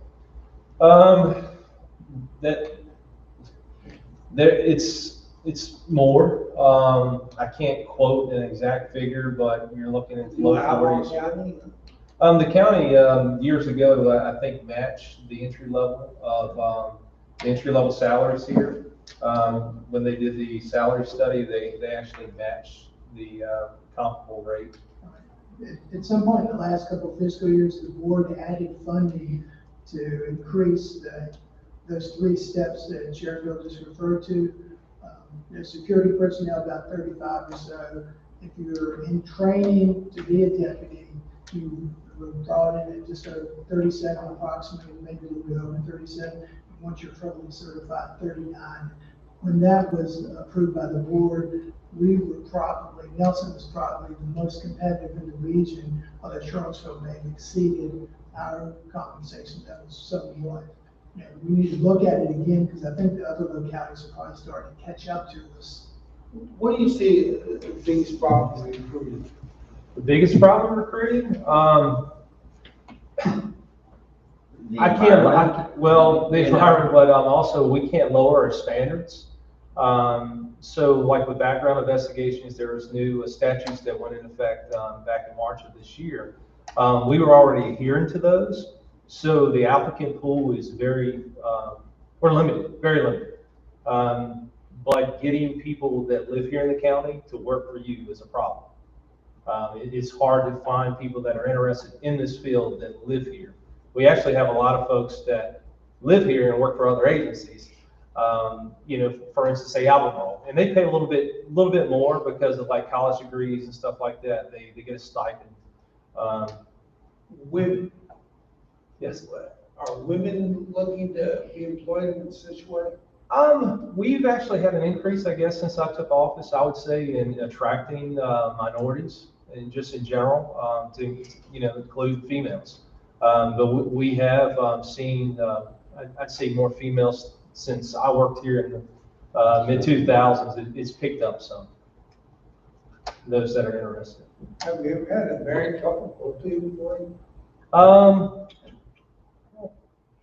Not as deputies. Is that, you know, I say it, that's how you do it, right? Well, actually, speaking of one of our new hires, has a wife that works for Farmville PD, and I inquired about that. But right now, we just can't compete with her salary. And she would be a prime candidate as an SRO. I would like to add in terms of salary, the 37 and 39 are, you know, entry level with no experience. The sheriff does have some leeway within his budget when he does have vacancies to bring people in at a higher salary as long as they're already certified and have experience. So he does have that ability. That's through use of the county supplement. Excuse me. So the ability for the sheriff to pay higher than the entry level is because of the supplement the board's approved for constitutional officers. Who is primarily responsible for recruiting? Who's primary? Yeah. We are, You. the sheriff's office. Yeah. And use all mechanisms. We try our best. We implemented social media, I guess probably 6 years ago. We're going to put another plug out here soon, but it's recurring. The county's worked with us on the website, county website, advertise.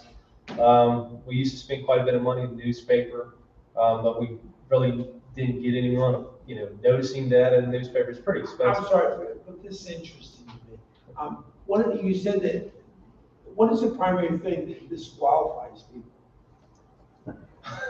Well, the state statute has certain guidelines. You know, for instance, you have to have a GED, high school diploma.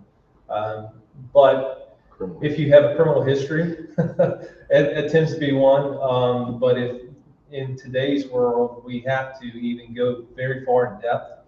Not that we didn't previously, but now it's more in depth in regards to excessive accusations of excessive force.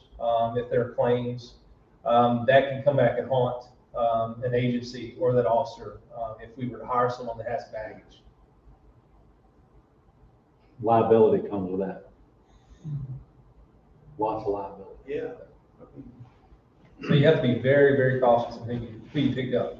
No, it's just that, you know, I wonder this employment thing that was about, you know, it never, you know, one of the things that was not discussed was salary.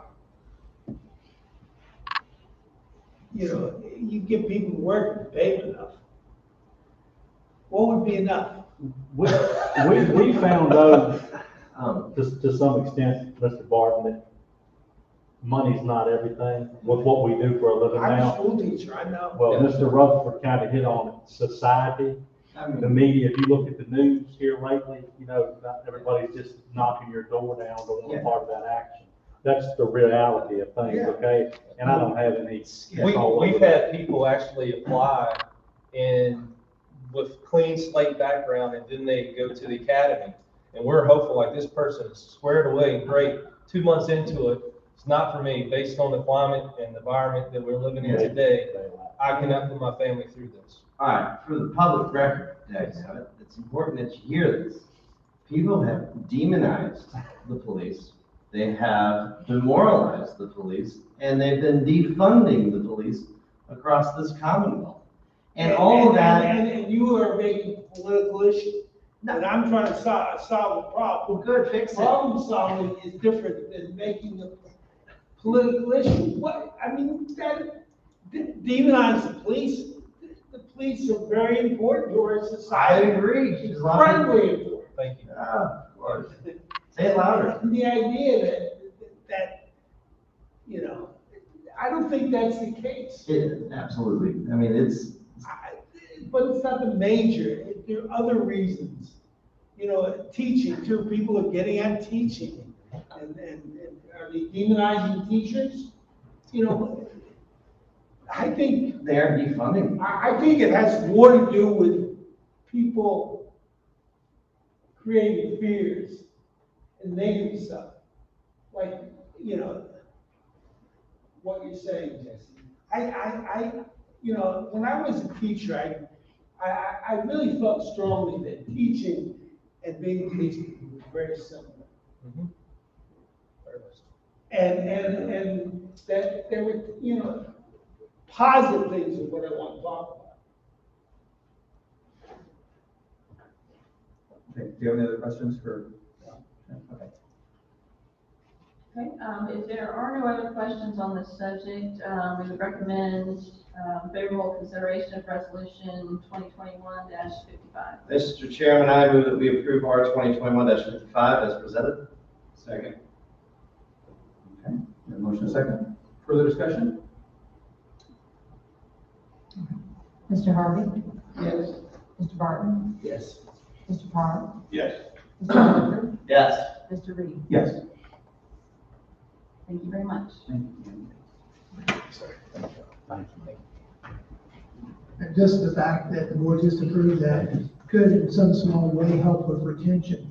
And instead of people getting compensatory time, we can get paid for their actual work. Yeah, with a monetary compensation. Hopefully that's somewhat helpful. Thank you very much. Thank you. Okay, next we have Parks and Recreation fees. So we're bringing this back to the board after a few months. If you may recall, the board acted in order to establish fees pursuant to the county code by resolution. So Claire Richards had worked on this fee schedule previously, and then Jerry West came to the board. He was fine-tuned it, so we're presenting that today for the board's consideration through the approval for R 2021-56. And on Exhibit A, you'll see the fees there outlined. Pretty much cover the traditional sports and activities the department does. The thing we sort of struggled with a bit were on the second page, the special events. But I think Jared's done a real good job of sort of setting that out as far as how we're approached.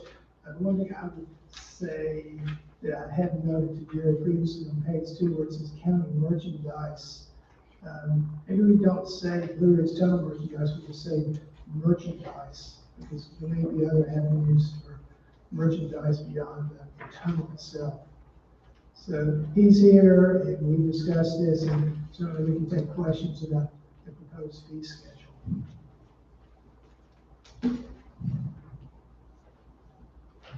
You know, I'm with the fee schedule. I really didn't quite understand much of this paper that has them on. You know, I have no problem, but it seemed to me that the price that children would have to pay for participation was pretty high. I think they're historically in line with what we've been charging for the last probably 10 plus years. These fees have just never come before the board before. And to be honest, that's been a concern of mine. We should have brought this forward previously. I mean, there is an ability for scholarships for youth. I mean, so I've refereed sports, I've coached sports in the rec league side of things. I think one thing that I've learned is you kind of got to get the parents to put a little skin in the game, otherwise the kid never shows up. Like, that's a fact. And as much as in the scholarship thing, I'm right there. I mean, There were times where the only way I was getting some kids to soccer practice was if I paid for them and picked them up. And that is not your contract, Yeah. it's the same thing. Yeah, You I know, mean, and everybody's done the same thing, this kind of for a long time. Absolutely, you know, it's almost as if you want them to put $40 in, and then when the season's over and they participated 70% of the time, they get $30 back, but there's some, what's that? No, I'm just saying, like, that's one method of it, but you have to, these parents have to have some level of skin in the game. As diverse as the fees are, they're pretty similar. Regardless, the board's gonna end up supplementing Parks and Rec. These fees aren't gonna cover the overall expense of the operation. No, they never do. Is there any idea about how was the monetary value of the scholarships that we traditionally offer? Yeah, I'm not sure I can speak to that. Typically, and that's still something I'm still learning here with Nelson County.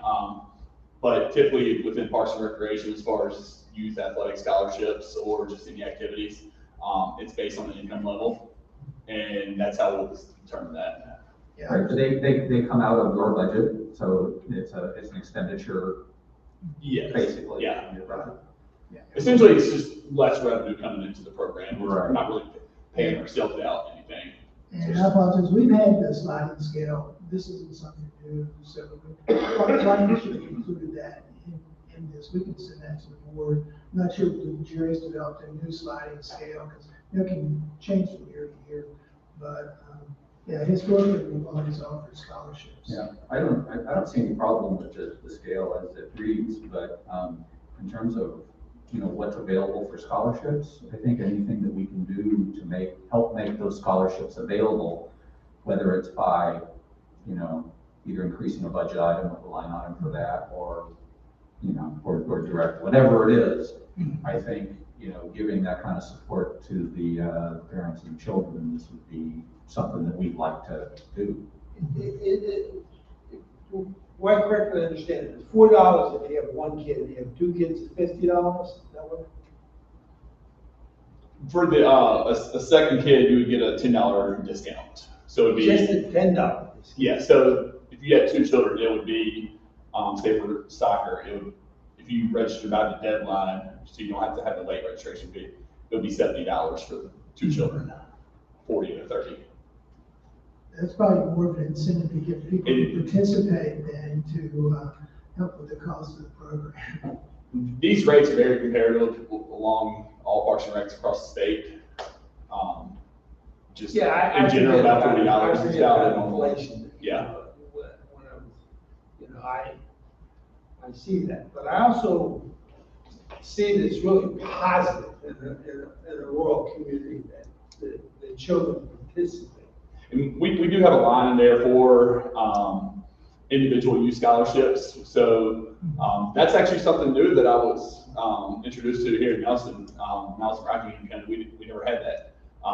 It just kind of came out. If we did get a scholarship, it would just come out of the overall budget of the program. But here, I really do like that idea, and I've noticed through basketball registrations that I've been going through the last few weeks that we do have some people who do pay that extra $40, and we set that aside for a child who may come in needing a scholarship, that we're able to provide that money, allocate that money to that child's registration fee.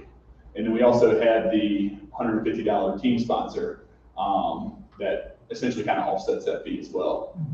For instance, if somebody gave you money for the purpose of the child coming in playing, you set that aside and use that money. Pretty much. I mean, it all goes into the same pot, but we're able to justify, okay, we've had X amount of people basically donate that extra registration fee, and we have children coming in, and we know that, okay, this is fully covered.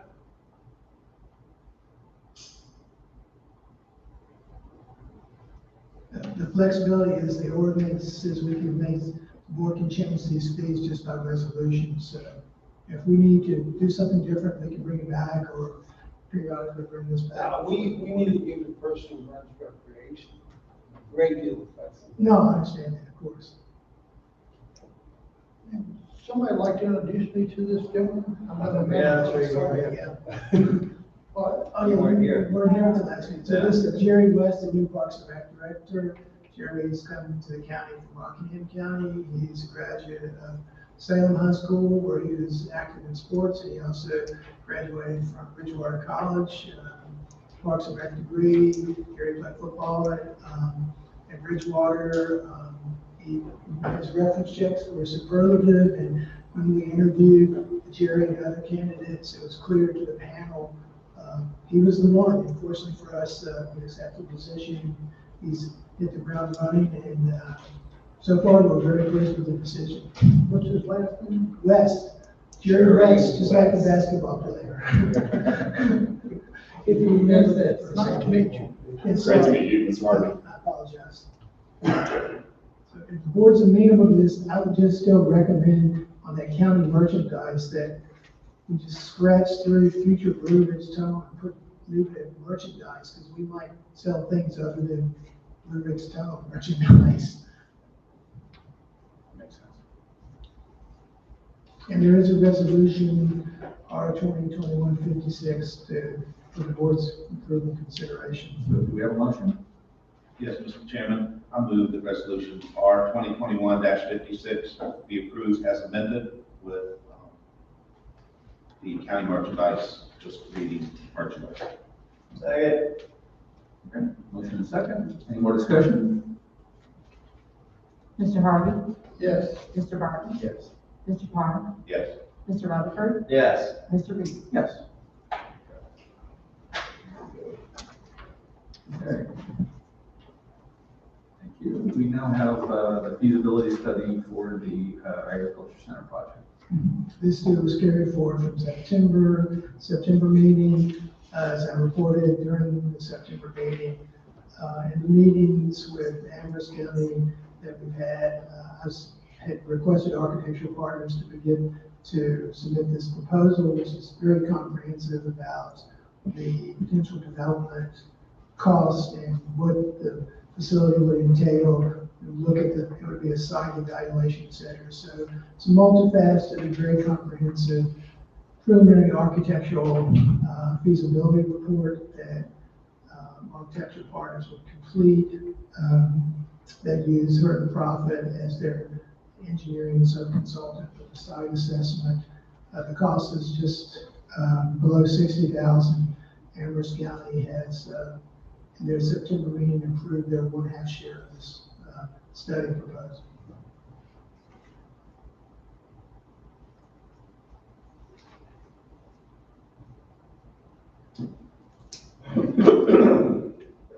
Any questions for Mr. Purdy? I have no problem with feasibility study. I think it's definitely needs to be done. Include all the pros and cons, and it's something we really want to do. Yeah, I mean, you know, it's hard to vote on something where we don't have all the facts, and one of the things that we thought was very prudent was to find all the facts, and that's why feasibility study is being done. I think it would be appropriate to find out here soon. And there is, if I may, I didn't mention this, I think that was one of the questions initially from the review of this, that the report would be completed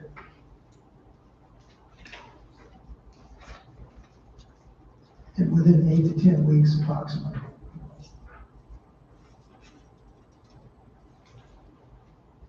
And real quick, that 59, is that our cost or is that split?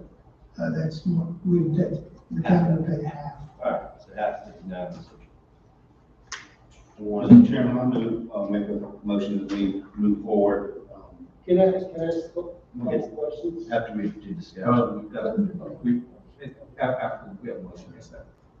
Mr. Chairman, I move that we move forward participating in the feasibility study on the agricultural complex. Yes. As presented. Second. Okay. A motion and second, discussion, Mr. Martin. I'm just curious, how much bigger is Amherst County than us? 3 times, 4 times? 3 or 4 times. And we're doing the study where we pay half? You know, that one thing that bothers me, what, among other things, that, Jesse's, I don't quite understand it. And I also don't, why, these things are positive that we want to do, you want to do.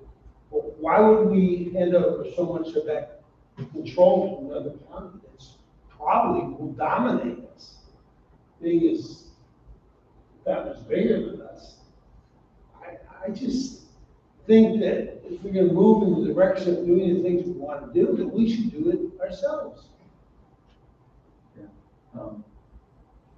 I agree with part of what Mr. Barton said. I'm not in favor of going forward with this for reasons that I stated previously. I'm not gonna do all that again. But it does appear that the benefits and the cost of these are not being equally shared. That's certainly obvious at this point.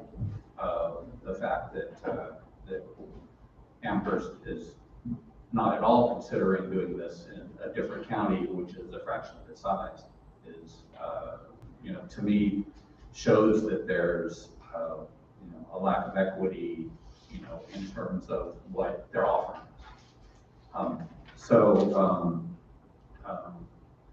There were questions. I met with Mr. Parr and one of the other representatives, other gentleman, Chris Bryant, right? The biggest question I had is the economics. Clearly, that is the biggest concern to me. The questions that I presented to them at the time, they have been included in this, so they're going to be trying to estimate the costs and the benefits.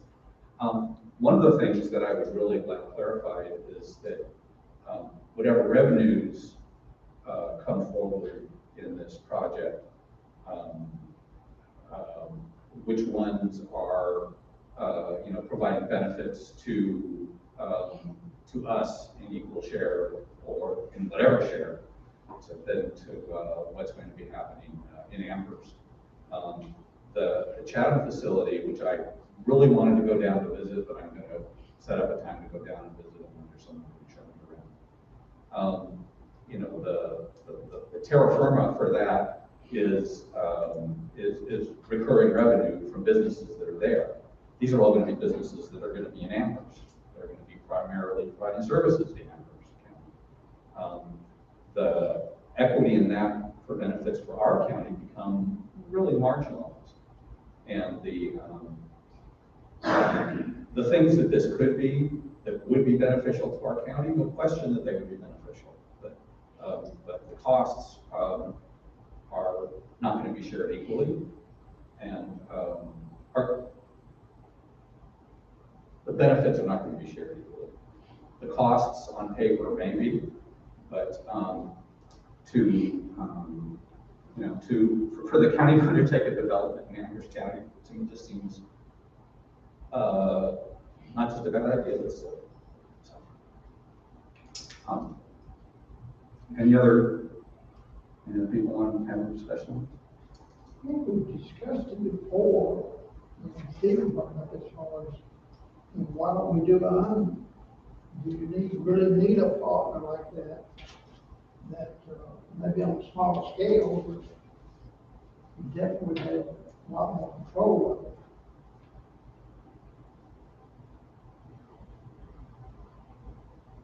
I'm certainly not opposed to exploring the possibility of us doing our own thing. I think at this point, we've gotten to the point where we need to have the answers to the questions we've been asking on this facility.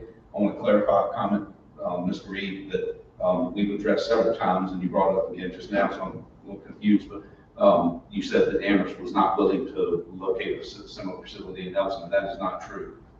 This piece of property that's in question just happens to be in Amherst.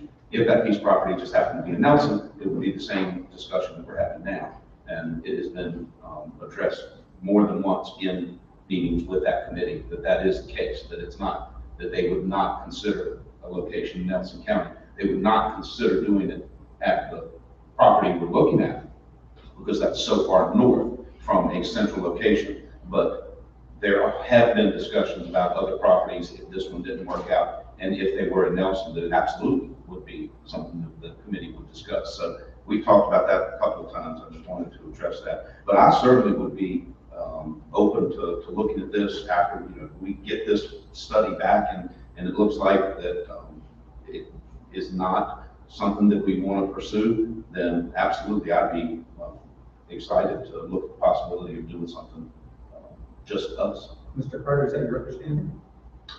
Um, So I think I have an email from you that contradicts that. Absolutely, you do. And then we were in a meeting together after that email when I addressed it, responding to everyone, and it was brought up in that meeting that that is not the case. The Amherst board is not against doing something in Nelson. They were against doing something at the Rocky property. So we've discussed this several times there. I mean, I'm very aware of the sort of the divide among the boards, so it's difficult for me to speak as openly as I want to, but Mr. Farr's right. In the meeting I attended, the representatives from Amherst said if there was a property in Nelson that would work, they'd be open to it. The problem is there's not necessarily a property in Nelson right across the river that they would agree to. That was what I heard at the meeting. If I may, the board knows I'm not really supportive of this project because my expectation is at the end of the day, someone's going to have to pay for it, and I don't see this committee paying for it. It's going to be the two counties, would be my guess at this point. The study will tell you how much it's going to cost. What concerns me is that the last meeting I asked the county administrator, he asked me about our business partner project, and I said, would you be interested in Amherst working with Nelson to be a partner in our project? Because a regional project such as our business park would get more Go Virginia money if we get to that point. The answer was absolutely not. So, do we partner with them when they don't want to partner with us? I don't know. I just think, and I certainly can be proven wrong, at the end of the day, the expectation is going to be for the two counties to pay for this thing. Because I don't see otherwise. I mean, the county administrator said, and Amherst has said this could take 10 or 12 years. Well, that may be what is required if the two counties don't pay for it. Because the entity that would be created has no financial resources that I'm aware of. So how's it done? Also, there is a invitation. It hasn't been organized or anything formal, but the Amherst Ag Committee wants to organize a visit to the Chatham facility. They want to get both counties, the boards from the two counties, to go down there and just see what that facility looks like. So if we are interested in doing that, they would be happy to facilitate a visit with a tour, with someone from Chatham to show us around. And in fairness, at the meeting that I've attended, when the question about local taxes, if there are businesses to be located in this facility, in this complex, the Amherst reps have said that either the revenues, tax revenues, will be reinvested into the facility or shared between the two counties. So, I mean, the two members of the board of supervisors of Amherst have been very, not unbalanced. So I certainly want to say that in all fairness. I just have concerns that at the end of the day, there's going to be an expectation. The county administrator basically strongly suggested that to you, but he won't go on record saying that, of course. So, sorry, I don't really want to get in the middle of this, but I already have, so. We have a motion and a second. Any further discussion? We move forward with the feasibility study.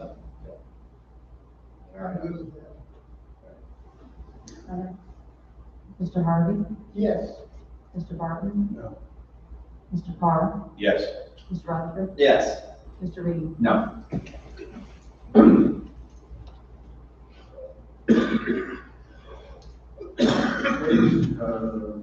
Administrator's report.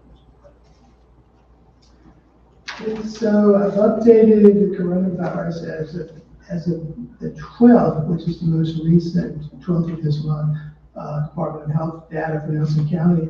The Now, we had 3 new cases as of the 12th, and our 7-day average was 5 cases. So looking at the chart for Nelson on the Department of Health's website, we seem to be declining as far as number of cases, but it can pop up at any given day. The highest we've had, I think, was September 16th, thereabouts, was 16 cases. It's gone down, it's popped up to 11, and it'll go down to 5 or 7, it'll pop back up. But the trend right now is decreasing, so hopefully that continues to be the trend. Nelson is still listed as, under the health department and CDC guidance, as an area of high transmission.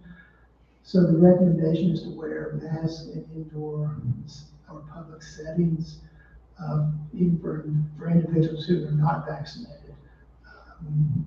To wear a mask indoors in public settings is for anyone, and for individuals who are not vaccinated, the guidance is to wear a mask and practice social distancing in all indoor settings and in crowded outdoor settings. We're still maintaining somewhat of an honor system here where people can wear a mask and not wear a mask. The American Rescue Plan, we're still looking at uses of the funding. Some considerations, which was discussed today, the Motorola radio purchase, potentially purchasing 2 ambulances, which we discussed with the pay program. One now, one maybe in the spring. We haven't vetted this yet, but the funding could be used for tourism program.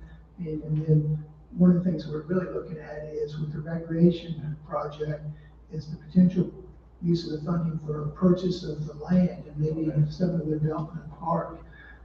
We sent an inquiry to the Federal Department of Treasury about that potential use, because the guidance is you can use the funding if you're a qualified census tract.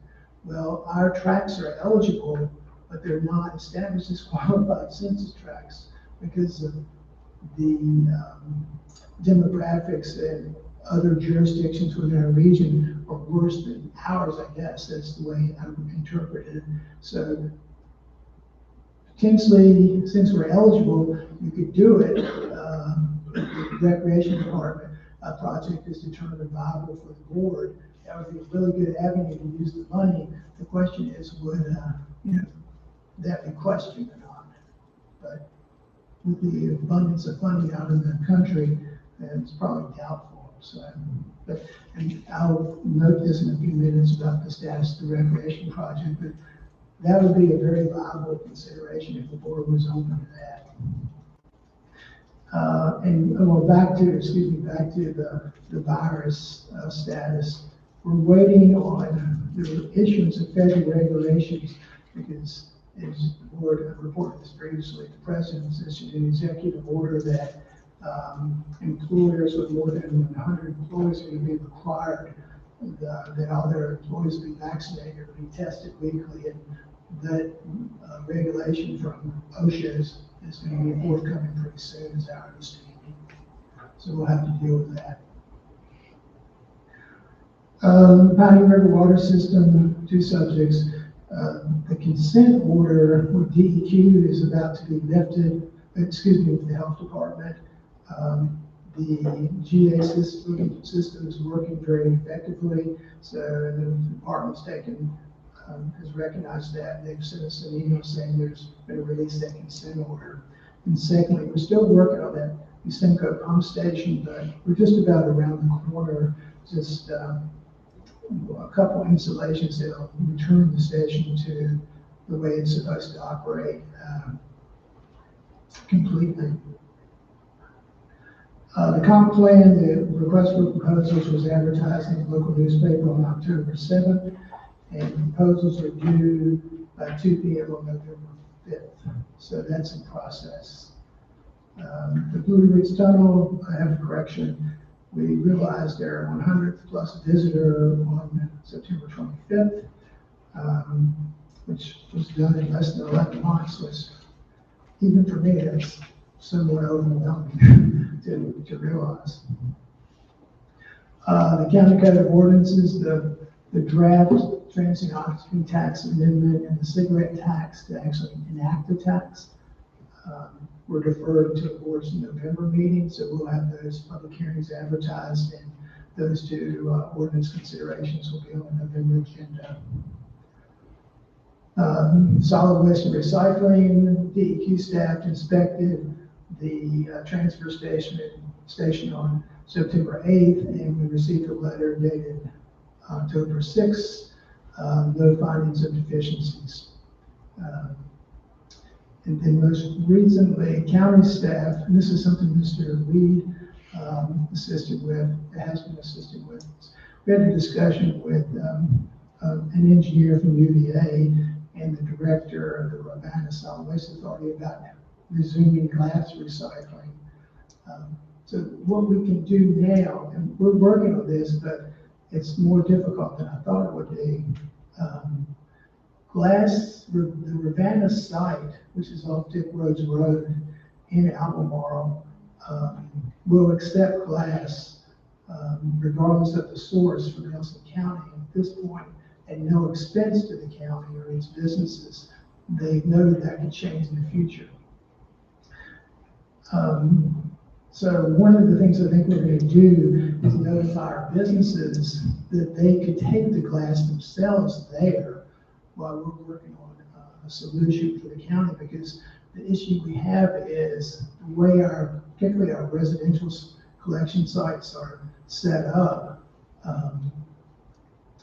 the way they're operated, there are spare pads that can be used for glass, but the transfer trucks use those spare pads when they take an empty container, they put it down on the spare, to then get the full one, they put it down, I think, on another spare, pick up the empty and put it in there. So we don't really have an extra pad to do that glass. So that's a challenge to us to implement, to put back in place glass recycling at our center. So that's something we've got to work on. But at this point, Ravenna has said, the executive director said, your businesses can bring us glass, they won't be charged. Residents can bring glass, they won't be charged. It could change in the future. There's an entity in North Carolina that's accepting this glass from Ravenna. And so it's just a matter of can we work it out or not to put a glass recycling back in place. Another challenge is we have to buy new containers, which are about $8,000 each, $8,000 to $10,000. So we're not, the door's open, we don't have all the bugs worked out yet. The paid EMS, as the board is aware, we received a proposal from WPOA to expand the program.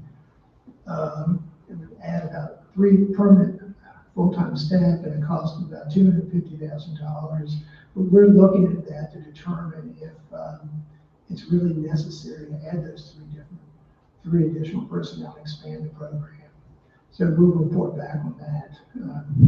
There's an internal analysis we can do to see not only the call volume, but who's answering the calls. And we're pretty confident that about 97+% of the calls are being answered by the paid program or WPOA.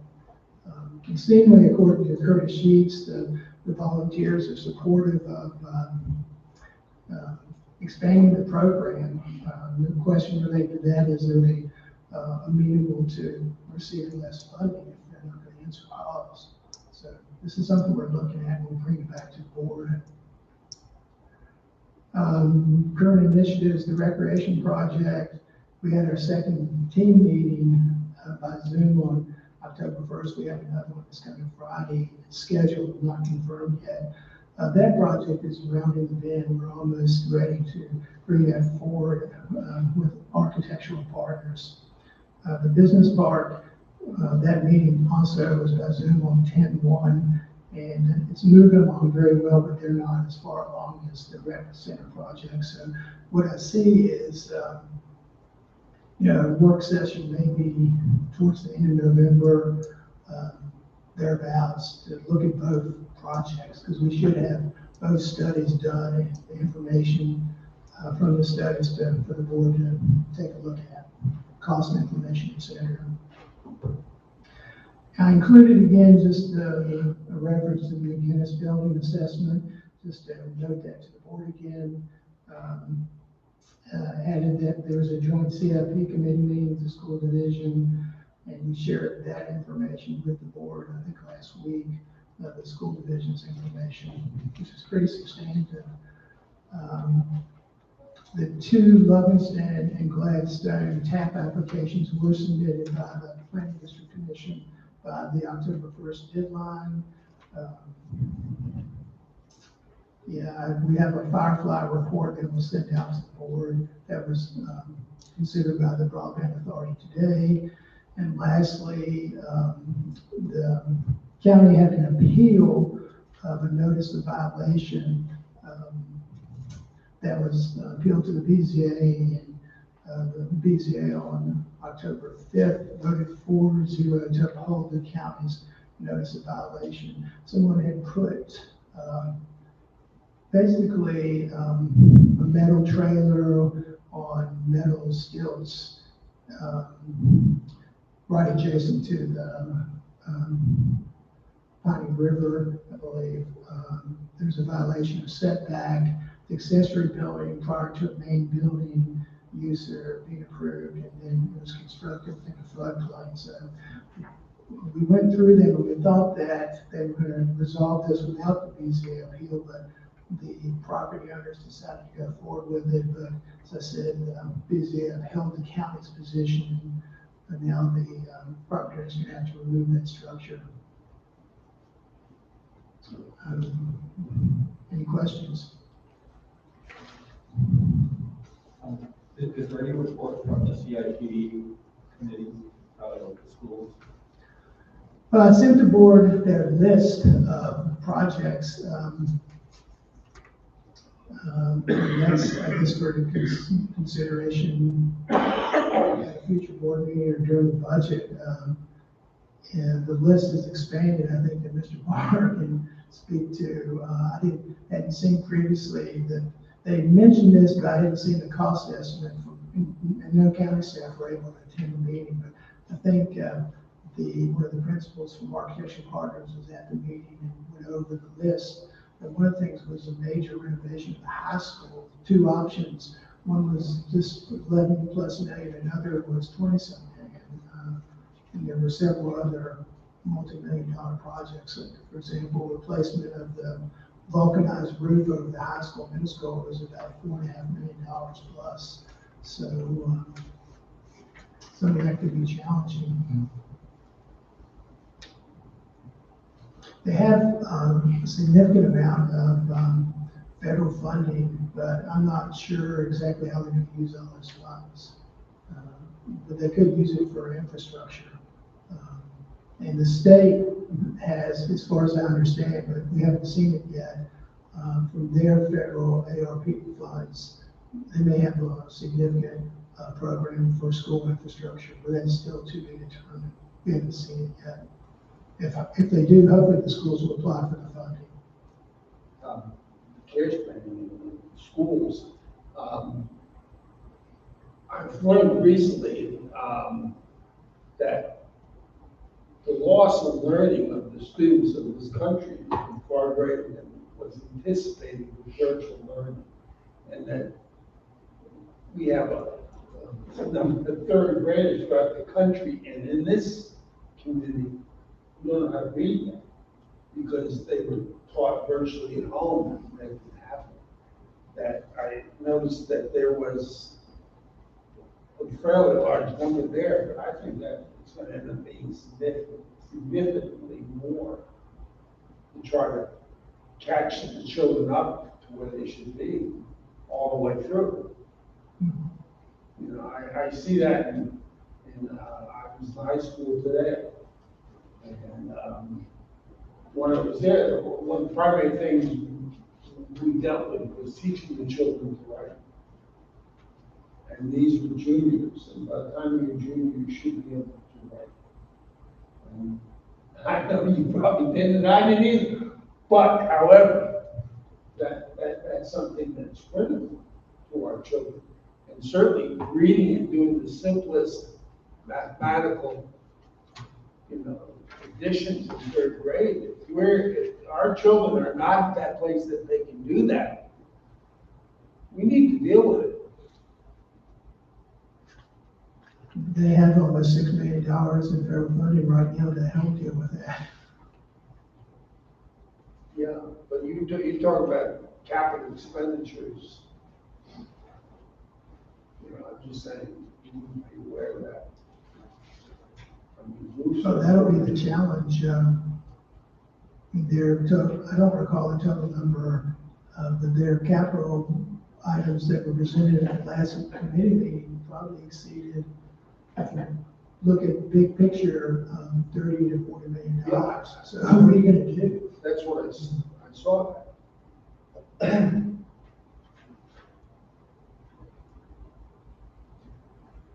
Any questions for Mr. Carter? Thank you.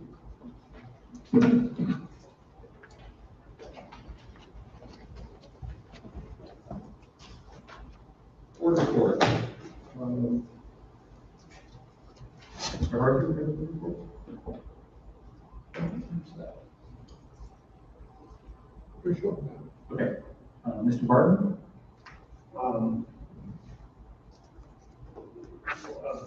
About appointments, you know, we're talking about appointments.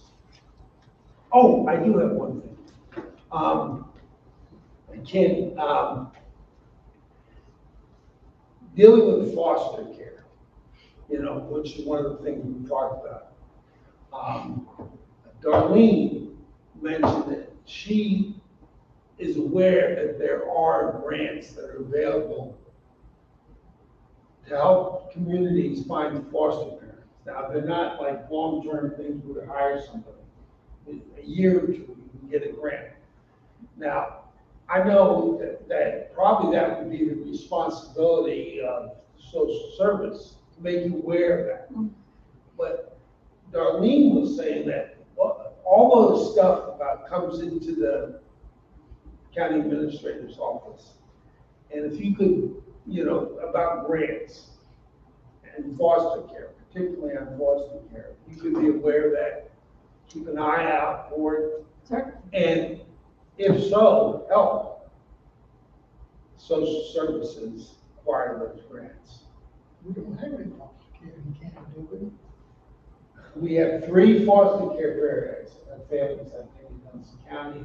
We send 20, you know. Everything's just about to shut out. Right. And, you know, this is an issue that's come up time and time again. Your wife is very much concerned with this. And we're just looking for solutions. Yeah, I don't recall seeing anything to date on that, but But certainly you keep an eye out. would you be willing, if we became aware that helping? I mean, I can certainly help, you know, where I can. Yeah. As time permits, I certainly could help wherever I could, yes, if they wanted me to, sure. If it's okay with my boss.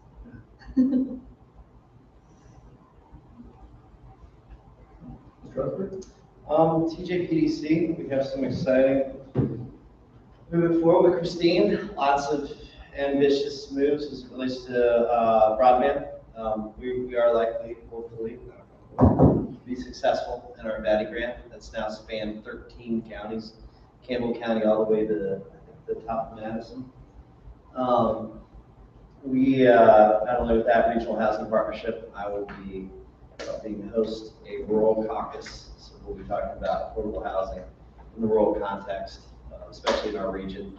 So we're kind of excited to kick that off there. Water Authority, I'll say that for you. I leave you there. As it relates to everything else, it's good going at the moment. You see, it has monopolized my life for the last 3 weeks.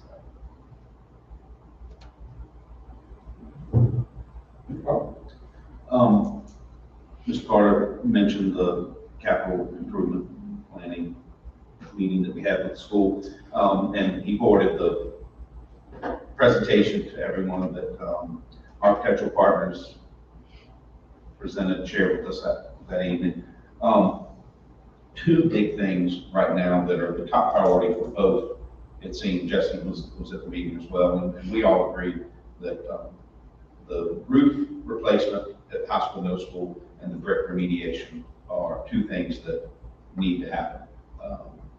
The brick on the vocational wing, the addition from the 70s, those ties are rusting away.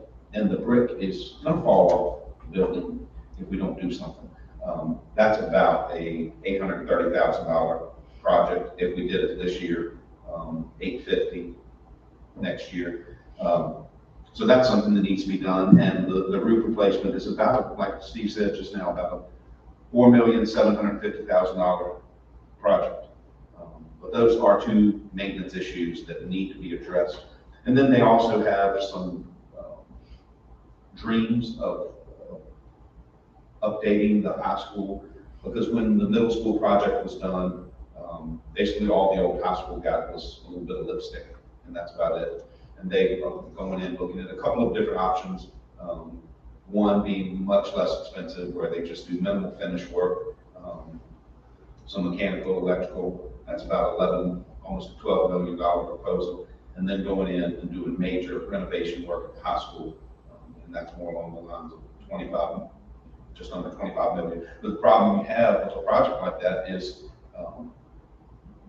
where do the kids go to school when this project's being done?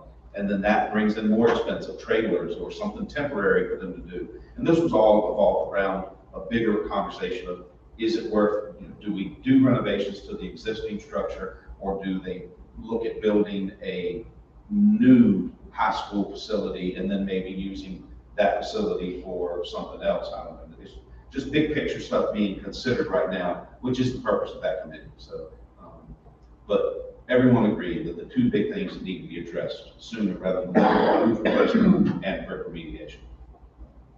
So, and then you all saw in there some other items that the always listed stadium light replacement. Auditorium lights are getting to the point where in that new auditorium, it's such a nice facility, they're starting to burn out, and that's a $100,000 project to get those lights replaced. So always something, but one of the things that I think we have an opportunity to improve on as a county, both the school system and the county, is to stay on top of our maintenance issues a little better. And that's part of the reason we have some of this. That's all I have.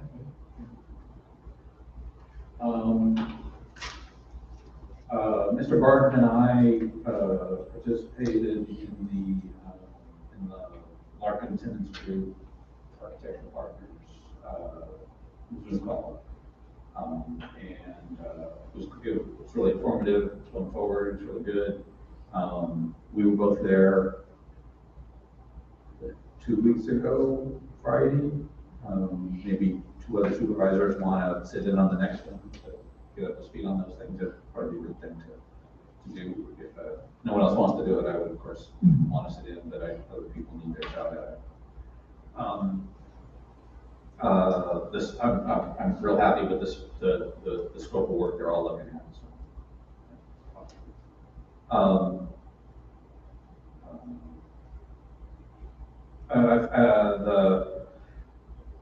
The Planning Commission is taking I'd say, not quite a hard look, but a look at what we have right now in terms of zoning for vacation homes, short-term rentals, and such. I went through and discovered that in the last 4 months, we have had 32 applications for business licenses that have to do only with vacation homes, Airbnbs, or short-term rentals, dwarfing everything else, obviously. We've had 18 in the last 2 months. That's a trend that looks like it's actually accelerating if you want to look at the last 4 months. So it's a concern for the Planning Commission. I believe that they're looking to take a look at this before the comp plan goes, is issue, it's gonna take a long time, so, they're with that. I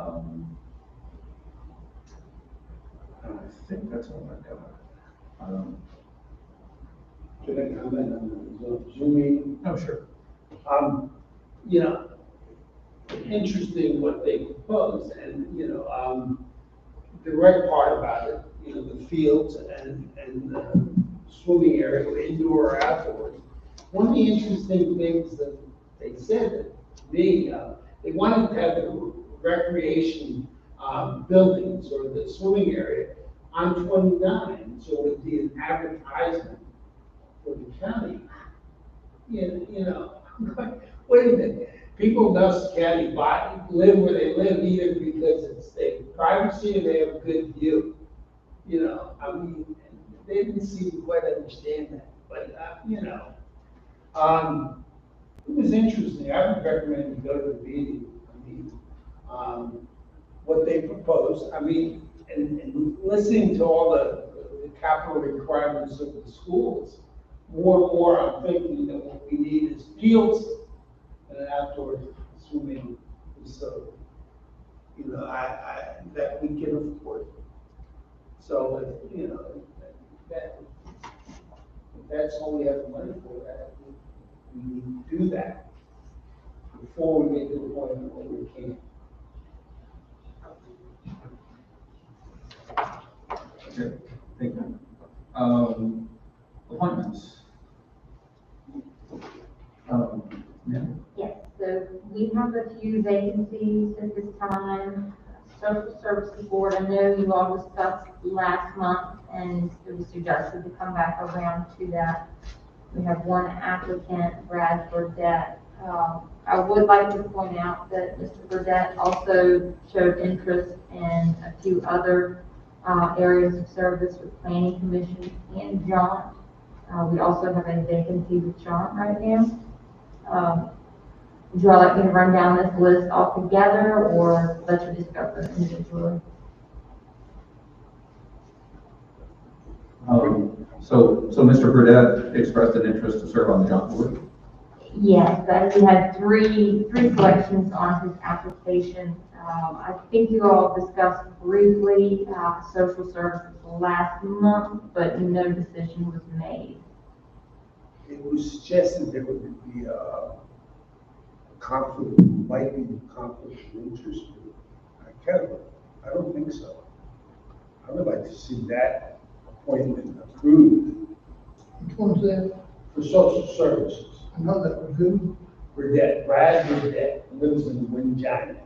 Callie Nunnery's wife's, Callie Nunnery's niece's husband. Would you like to make a motion?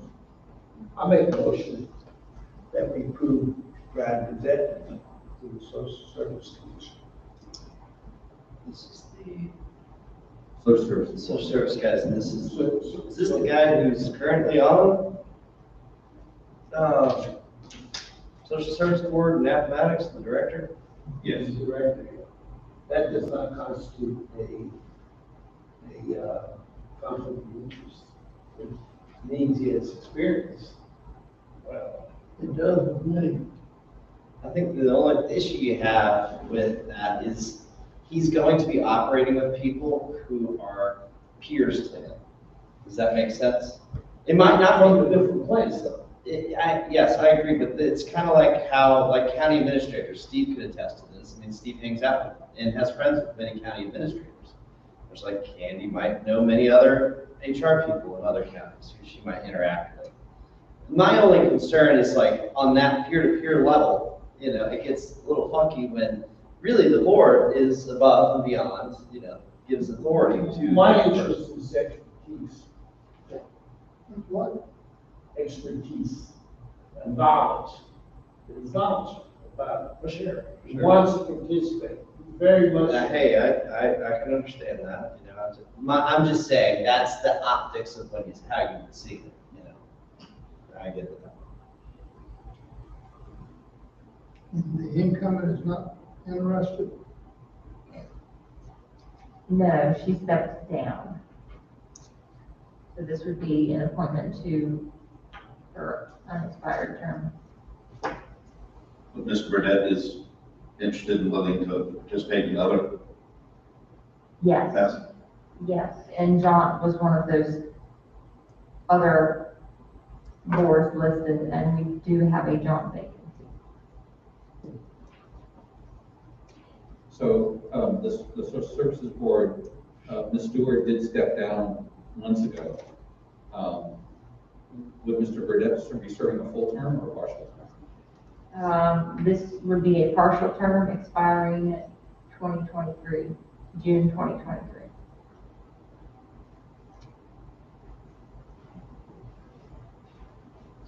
I mean, John, great. We hadn't filled that one in forever. This other one, he wants to be part of the community. Well, It may not be critical, we've been John, we've been trying to find someone to fill this slot on the board for social services are John. for social services. And John as well. It's been open for about 4 months now.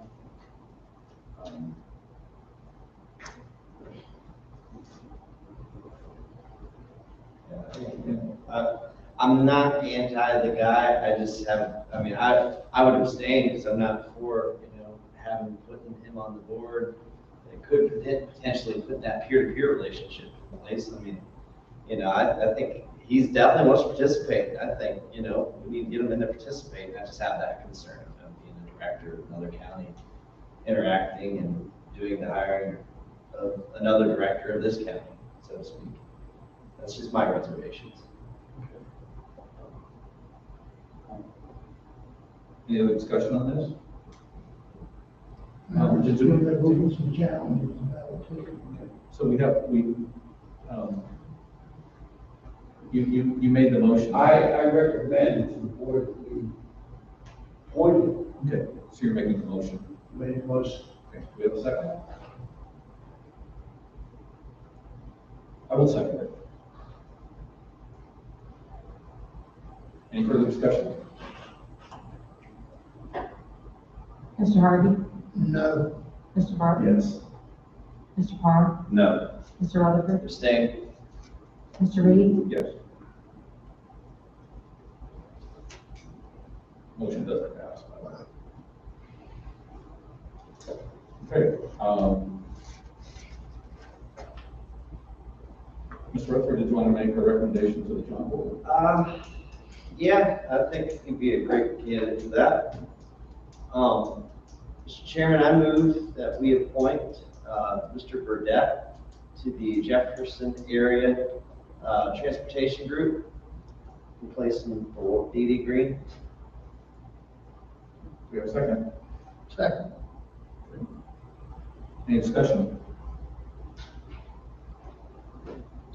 Mr. Parr? Yes. Mr. Rutherford? Yes. Mr. Harvey? Yes. Mr. Barton? Yes.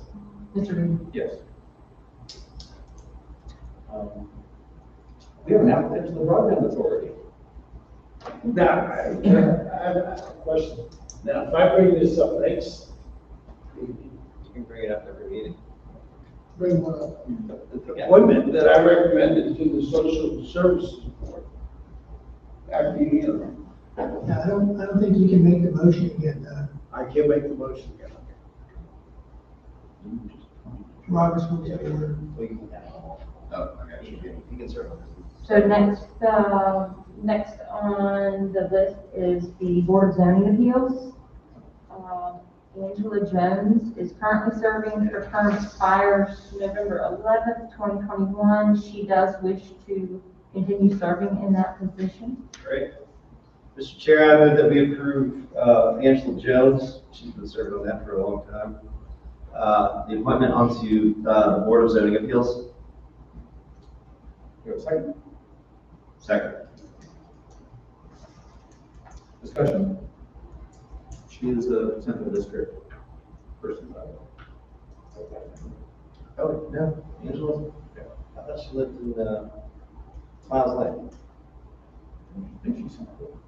Miles Lane is. Okay. Laura Russell.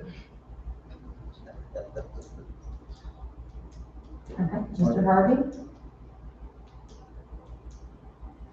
Yes. Mr. Barton? I will abstain. Mr. Farr? Yes. Mr. Rutherford? Yes. Mr. Reed? Yes.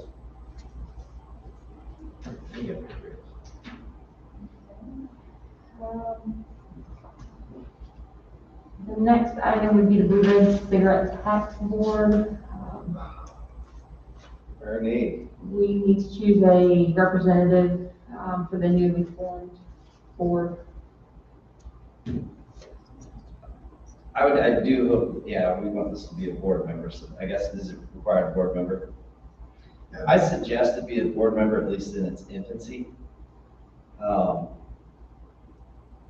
Ernie, Skip, y'all have any interest in David? Because you might, Ernie, you might be involved in the grant scheme, or not grant scheme, but in the PDC's side of things. When does the board begin meeting? So they have a meeting coming up, the later part of this month. Oh, wow. Have to That's confirm, I it. believe it's the 26th of October. Are you okay with that? I'll hold that. The Tuesday. 26th. I can confirm date and time, I believe 11 a.m. I do have a conflict, but, and I'm really not excited and energized to be part of that. Maybe if someone could attend that initial meeting. I'll attend the initial one, but I won't be replaced. Well, you can just. The member can appoint, his or her alternate. Ah, whoa, there we go. I put Ernie. Okay, Ernie, I don't have to be your alternate for the time. And then you can change your mind and resign. Yeah, at this time, I'm not going to commit to it. Fine. Skip, do you want it? No.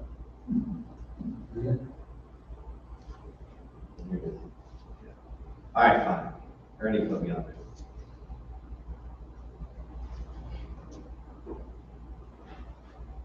Okay, we have a motion. Did you move that? I didn't do it, so okay. Come on, Skip. Someone want For being the cigarette board? to, to nominate Jesse? No, I don't think it's a good idea. No, I said pick me, just put me on there.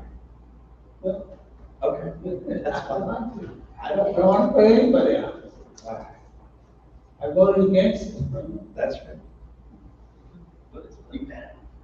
We could speed the meeting up and you just vote no when you vote. I'm the only one who can nominate.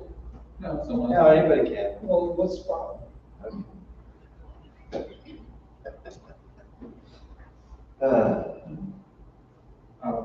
I will nominate Jesse to be on the Blue Ridge Cigarette Task Force. Thanks. Do I have a second? Second. Got a motion and a second. Discussion? Mr. Harvey? Yes. Mr. Barton? Yes. Mr. Farr? Yes. Mr. Rutherford? Yeah. Mr. Reed? Yeah. I'll make this one quick. I move we put Amanda Spivey as the secretary of the broadband. Do you have a second? Yes, second. Okay. Any discussion? Mr. Harvey? Yes. Mr. Barton? Yes. Mr. Farr? Yes. Mr. Rutherford? Yes. Mr. Reed? Yes. Okay. Correspondence or directives, Jesse, I'll let you go. I did my directive with the Christmas tree. Thank you guys. I've been talking to Hunter. He's pretty excited about making Christmas a big deal and letting some even bigger than it already is. So it's awesome. In terms of correspondence, had some discussion, talked about Breakfast Ranch. Obviously, I will concur with you, Mr. Reed, on how we address, what vacation home means. I don't think it's inappropriate for us to kind of define that some, but also supporting our tourist industry. I want to do both. I think we can do both well, and that way everybody can be a winner to some level. Any other correspondence? I do not think of. And no directive. Okay. Harvey? Mr. Harvey? Okay, I have none. Mr. Chairman, I move we continue this meeting to 7 o'clock. Okay. We have no other business. We have a motion. Do you have a second? Yes. Okay, we have a motion and a second. Mr. Parker? Yes. Mr. Rogers? Yes. Mr. Harvey? Yes. Mr. Barton? Yes. Mr. Reed? Yes. All right. You know how to figure out.